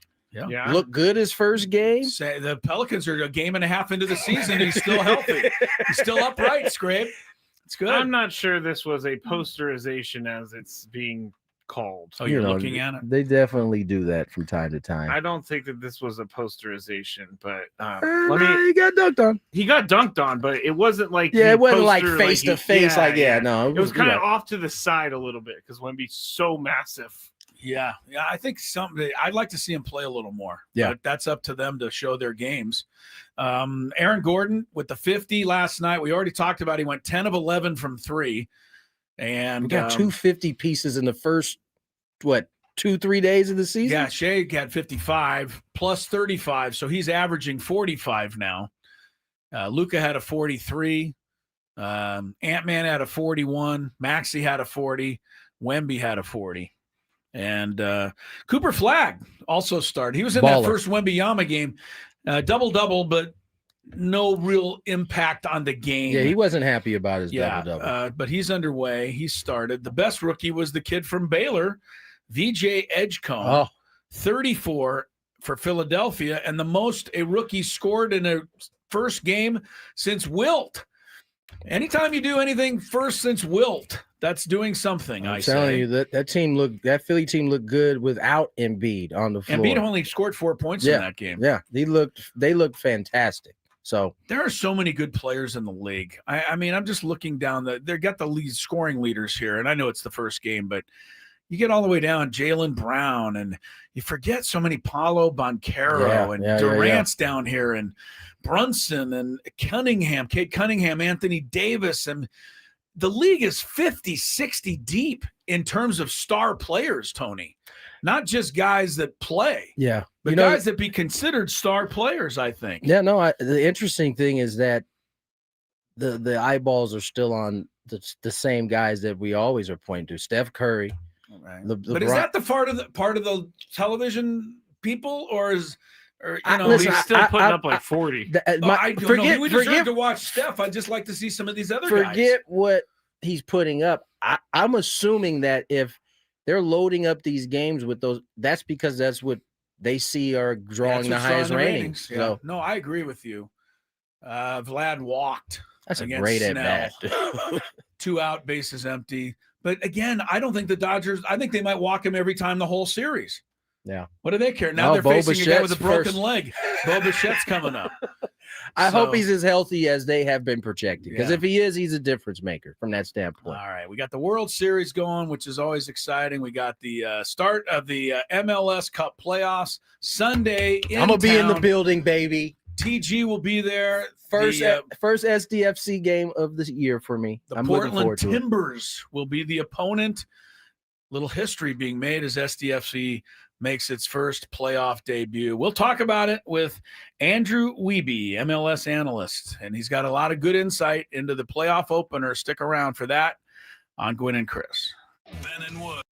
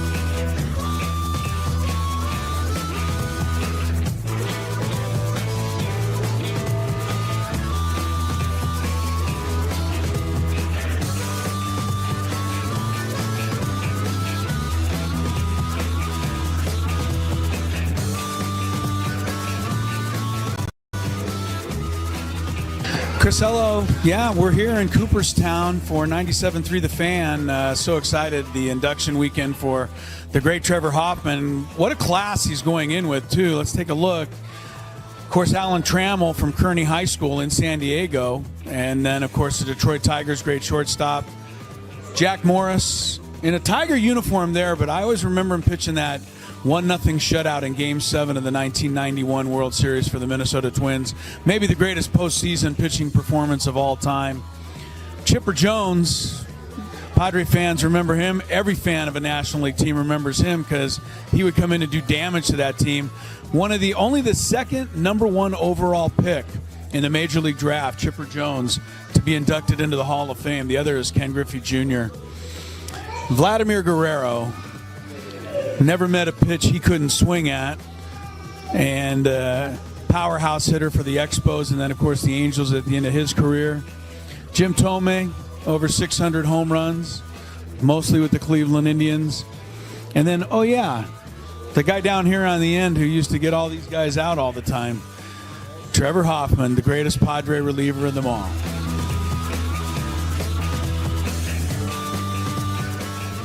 Two of the greatest outfielders in the history of baseball. Of course, you've got Babe Ruth right here.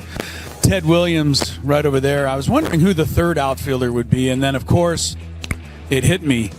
Tony would be upset if I didn't say that the third outfielder, who will someday probably be displayed right here between these two guys, is obviously Mike Trout.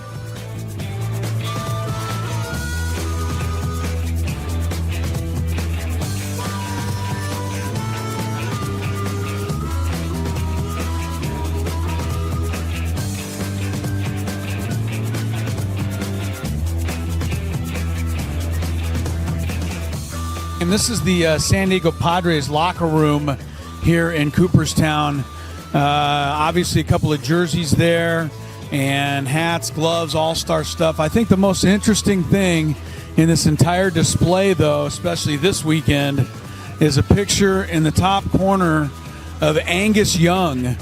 He's the guitarist for AC/DC, wearing a Trevor Hoffman uniform, obviously playing Hell's Bells. I know that Trevor went to many AC/DC concerts and was honored by sitting in the front row to watch AC/DC play Hell's Bells in his honor. But there's a picture of Angus Young playing Hell's Bells for Trevor Hoffman, wearing the 51 jersey right there.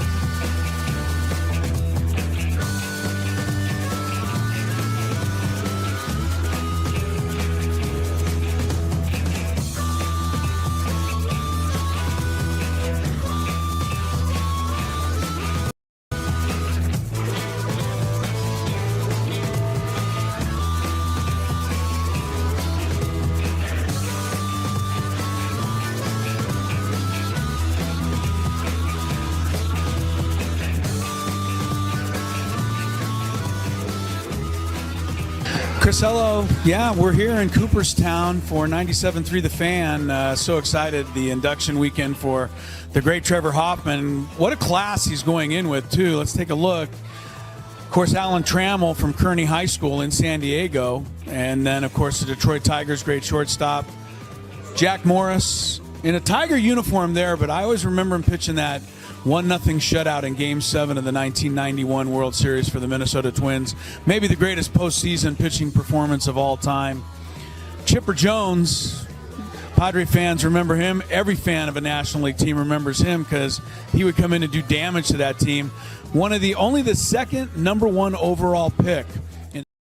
Blue Jays doing more than anybody else has against Blake Snell. First and third, 2 outs, 3-2 pitch coming up here to Kirk. Ball 4. Bases will be loaded. Blake Snell, 25 pitches, 12 strikes, 13 balls. The thing that gets me that I've seen in this inning, first Bichette got a single and he cued the ball off his bat. Then you got walks to Guerrero and Kirk. So they have bases loaded, 2 out. But the thing I'm seeing, Tony, that I haven't seen all postseason, Blue Jays are hitting foul balls. Right. Blake Snell's just been going strike 1, strike 2, sit down. Right. And they're hitting foul ball. They're getting a piece of him. So, it'd be a big chance for Toronto to strike here in the first inning. But they got lefty. He's Dalton Varsho up. I think the thing that's happening right now with Blake is he can't command his fastball, and he's just not as sharp as he's been. Now, it's the first inning. The thing about aces, they might give you the first inning, and you better get what you can because then they kind of lock in. Throwing some curves now, 1-1 count. And that's how you know he's not throwing the fastball. We saw him go for the strikeout on Kirk, and he missed the location by quite a margin. So Blue Jays trying to get the early lead. They have to score this inning. You feel like they do. They have to. They do. I feel like they do too. Because he's not going to load the bases again. Oh boy, that he just disappeared. located that. That was a flail. He swung at a low. Was that a split? That was a slider. Look at that thing. Thing disappeared though under his bat. And he's throwing it at like the bottom of the zone, outside corner. There's just nothing you're going to be able to do with that. Varsho, lefty on lefty, so tough to get a hit off Snell, and he pops it up. Unless we get an Aaron Judge here. Well, yeah, that could be it. We'll see. Congress has asked NBA's Right. Adam Silver for briefing on gambling scandal. That letter. Now the NBA did a lot of research on Rozier. They did not, but they didn't have the same access that the FBI They don't can get. have subpoena power. They can't do any of the things. So I'm not giving the NBA a pass, but they came away saying, no, he's not really done anything wrong, or we can't find anything. Yeah. Now FBI says they found stuff, so they want the NBA to at least give them what they have. Yeah. Isn't the FBI going to just pull the all-time pit guys against each other thing, Tony? That's usually what they Isn't do. that what they do, right? Yeah. Try to get somebody to the roll. As a matter of fact, there were 3 college kids that they tried to get, or at least one of them that they tried to get to cooperate. They declined. So that's a decision. Yeah. I mean, I'm a assuming if they decision. decline, they already must have their deal, or they may not have been implicated in something as serious. Yeah. But does the FBI have any rules governing what it can do? I mean, if you don't apply, if you don't, they're supposed to, for sure. I'm just saying, if you don't, give them what they're hoping for. Wasn't the FBI involved in like the Nixon stuff back in the day? Or was that the That CIA? would be for him. That was CIA. Wasn't I don't know. One of the alphabet Yeah, that boys. was 60 years ago. 50, 72, 3. Yeah. I think it was more CIA stuff. Yeah. I'm not. Nixon. I'm pretty sure they have some rules, kind of. Yeah. Although They definitely have rules. But I did see that the director said more names are going to be mentioned here coming up soon. Like you guys said earlier, like you know what, there are people shaking in their boots. There are, and there's going to be collateral damage, guys. I'm almost. What do you mean by that? Because if you're involved in these illegal gaming things, then because I think they're going to name a bunch of people and not be right on all of them. Okay, I can. So, I can but get if behind your name that. gets mentioned, you're in. Yeah. Because LeBron Whether James you did has been anything or mentioned, not, you're in. And his whole thing is like, I think McMenamin wrote an article about how people are assuming that he's a part of it, but yeah, That's well, what if you ask that's what anybody Chris right is saying, now, though. Yeah. I guarantee you, if you went around and just in general, even sports people, and said, "Hey, what do you think about Chauncey Billups?" and they said, "Oh yeah, he's the one who bet on basketball, right?" That's what the connection 100%. that happens in people's minds. 100%. see, I think I'm not a lawyer, but Chauncey Billups was kind of implicated, as Chris just said, as the guy who bet on basketball, which is not true. He is not at all he was arrested for a completely different thing. Completely different. So but like they lumped him in so that they could have the eyeballs on it. No, I get it, but does that mean he has like some sort of like slander or something suit later? Because slander is extremely. It's like the most difficult thing to prove. Was slander spoken and libel is written? Yes, I think. What was the other one? Slander. Libel is. He says libel is written. Slander. I don't know. I never did. Google. Either. You know me, I've never slandered anybody, Skraby, so I don't know what you're talking about. I've never heard you say something about Mike Evans earlier this week. Yeah, it's written. Written is libel. Okay. Yeah, those are. But it's like the reason I thought about that is because with slander you have to also prove the intent of it. Like it's just way harder. But what I'm saying is that I think that's he why was your boy lumped Drake in. lost his lawsuit. They lumped him in, and now he's like the guy who bet on basketball. Right. Yeah.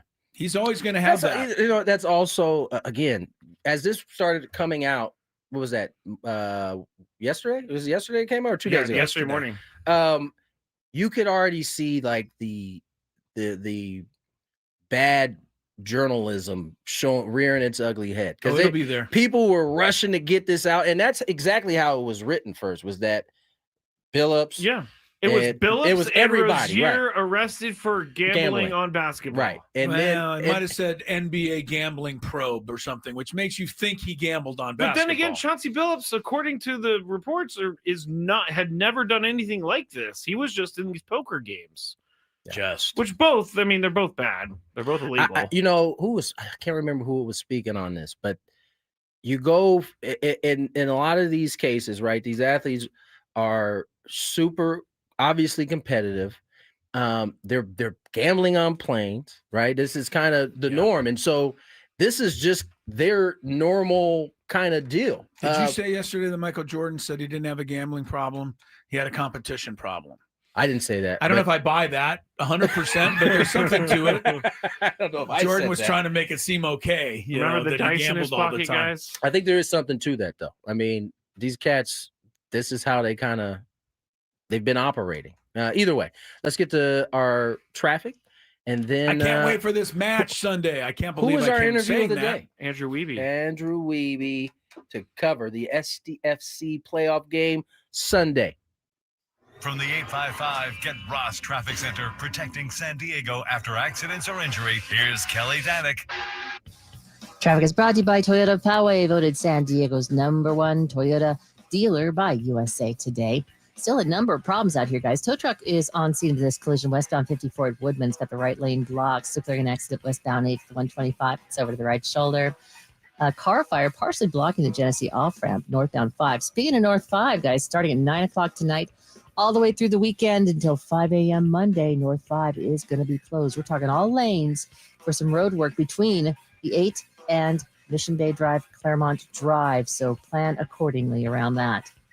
Toyota Poway has been voted San Diego's #1 Toyota dealer by USA Today with APRs as low as 0% and tons of new Toyotas on the ground. No tricks, only treats during the Trucktober sales event happening now only at Toyota Poway or online at toyotapoway.com in the heart of San Diego. I'm Kelly Danick with Gwynn and Chris, San Diego's #1 sports station, 97.3 The Fan.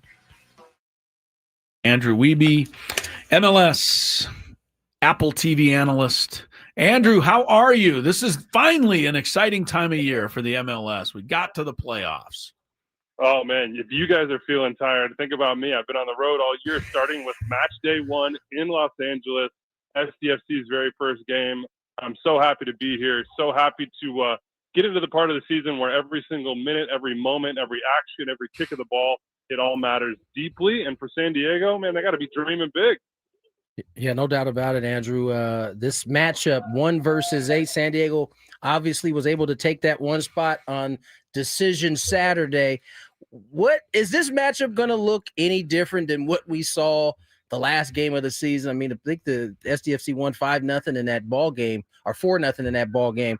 How much of a chance do you give Portland in this 3-game set?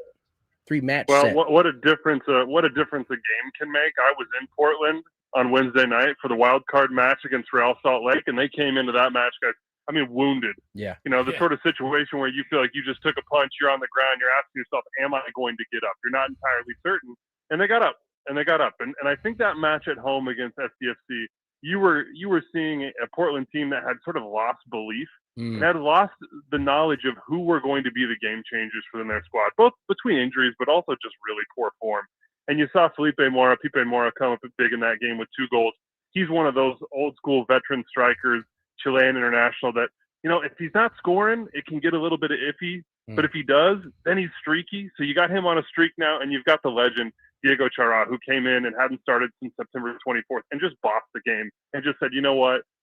This is my team. This is my club. I've been here since day 1. He's been there since the Portland Timbers expansion season back in ancient history. And just said, I'm taking over. I'm taking over. And he ran the game out of the midfield and was just so effective. So I think it's a different team. Now, on paper, are they as good a team as San Diego? No, they're not. And so you guys should be favorites. You should go win this series, but shoulda, woulda, coulda in the MLS Cup playoffs. For sure. I wish you would have just said that, Portland's terrible and we're going to blow them out, but you didn't. So, for the San Diego audience, I can't lie to you. No, thank you. Thank you. No, we're fired up. You said you were on the sideline for the first match, and, I remember watching it and being surprised, right? Because we didn't know the LA Galaxy was going to have such a bad season. After all, they were the defending champions, and San Diego goes in there, wins 2-0, and Dreyer kind of, steps up and announces his presence. When you saw that match that night, did you think this was something that was going to be able to be sustainable like the entire season? Because that is what has surprised me. I mean, I'm as surprised as you are in terms of the sustainability. If I said after that game that I thought they would be here, top of the Western Conference, setting themselves up to not just go to MLS Cup, but maybe host it, I'd be Nostradamus, and I ain't Nostradamus, guys. That is not me. Now, what I was super impressed by, just out of the gates with San Diego, was how clear the vision was for what they wanted to be and what they wanted to do. I think one of the real sort of not so secret recipes with expansion teams is that if you're on different pages, whether in your recruitment, whether in the way that you hire coaches, the way you build your culture, the way you just sort of approach a season, well, you're not going to be successful. And all the recent expansion teams that have had big time success, and a lot of them are figuring out, it's like, hey, let's find our North Star and let's not waver from it. And I give Tyler Heaps and I give Mikey Veras so much credit in terms of finding that North Star and saying, this is the way we want to play. We're going to play that way. We're going to take a punch or two throughout the season. And they did. You remember that 3-game losing streak they had where it was like, oh, is the expansion shine coming off? And instead of switching up who they were or how they wanted to approach things, they just stuck with it. So, I give them a ton of credit for not just doing that and believing that, but recruiting against it. And even when things got a little bit hairy, sticking with it as well. And I think this Chucky Lozano situation that they're dealing with is just another moment to sort of put up that sort of front and say, listen, this is the culture. Chucky has not in the recent past followed the culture to the level that we need him to. And here's what happens when that happens. And if Chucky is ready to contribute and be a part of the team and the project and the way that we know he can be, he'll be back in the team. But we have sort of, we're not going to negotiate about it. This is who we are. This is what the club is. And he might be our highest paid player. He might be our star, but he's still got to get on board. I just think that's the perfect message to send ahead of these really high leverage games. And you can only send it because what you've done the rest of the season, both with and without Chucky Lozano. Andrew Wiebe joins us, Apple TV MLS analyst. And Andrew, you bring up a really great point. I mean, aside from all the wins that SDFC has had this year, they've had different moments pop up where I think eyeballs were on them. They had the kind of chanting incident early where, they had to kind of release a statement. You had another situation down the road that the organization had to respond to. And now you have this little bit of controversy with Chucky Lozano. I mean, in terms of the team, like when a situation happens like this, Chucky apologized, at least publicly today. It sounds like that apology came to his team a couple of days ago. But when a team is going through something like this, can they rally around this type of situation as Chucky is kind of, as you said, he's fallen back in line with everybody else? Will this be a distraction at all? I don't think it will be a distraction in terms of affecting performance. What I do think is that a healthy, motivated, fully within the group Chucky Lozano absolutely does raise this team's ceiling. Yeah. So that's where the delta is, right? It's not necessarily like, oh, hey, the guys on the squad are distracted. They're not going to be able to deal with this personnel issue within the club. I don't think that's the case. To me, it's more like, hey, when you hit the playoffs, there's no, hey, we had a good month of June, or hey, these last 8 games have been a good run. It's if you don't finish these 1, 2, 3 chances, you might be going home. Yeah. And we all know the level of talent that Chucky Lozano has. So to me, it's more about, can you get that delta, your ceiling, to be that much higher by getting Chucky back in the team? If anything, listen, I'm not inside there. I spoke to Mikey Veras today on our broadcast call, and he was rightfully a little bit cagey about the situation and just sort of like, hey, we're handling it internally. But if Chucky is truly 100% back on board, truly 100% wants to be sort of the piece that he was intended to be in this team, which is the tone setter in all ways, I mean, what better thing to have rolling into the playoffs? And oh, by the way, on decision day without him playing the same team they're about to play, they beat the brakes off the Portland Timbers. So like that's the luxury here.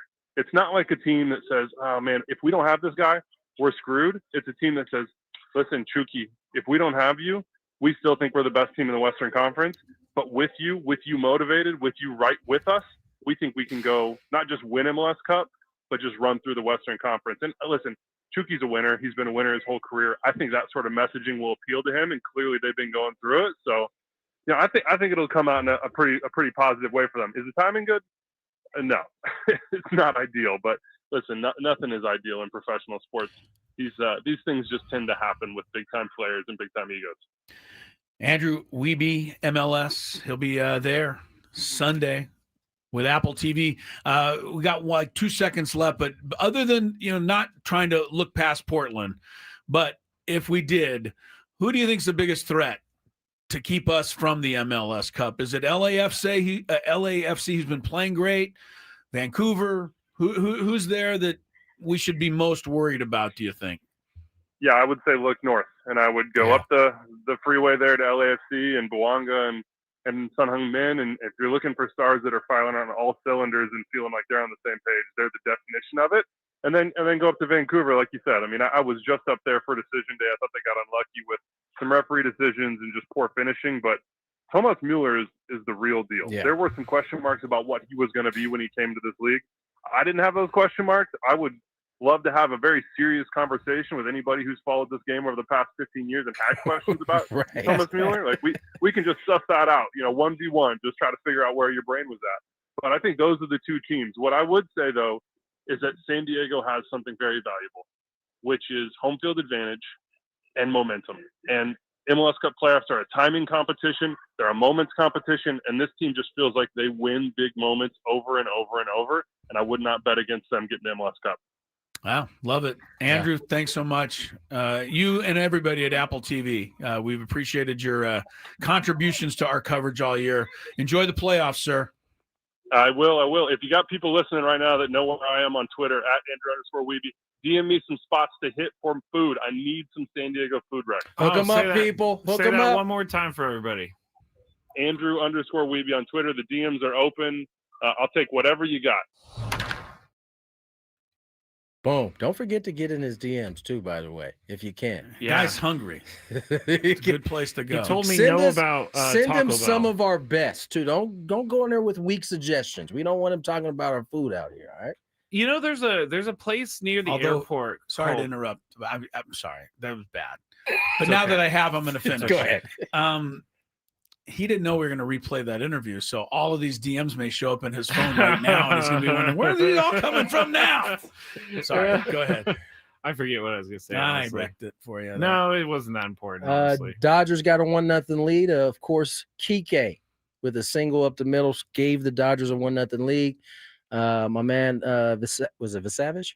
Yes, Savage. Yes, Savage was able to get out of that bases loaded jam after punching out Pajes and then getting Ohtani to ground out to first. So 1-0 Dodgers. But Snell also got out of it. Both teams have had bases loaded opportunities already. Yeah.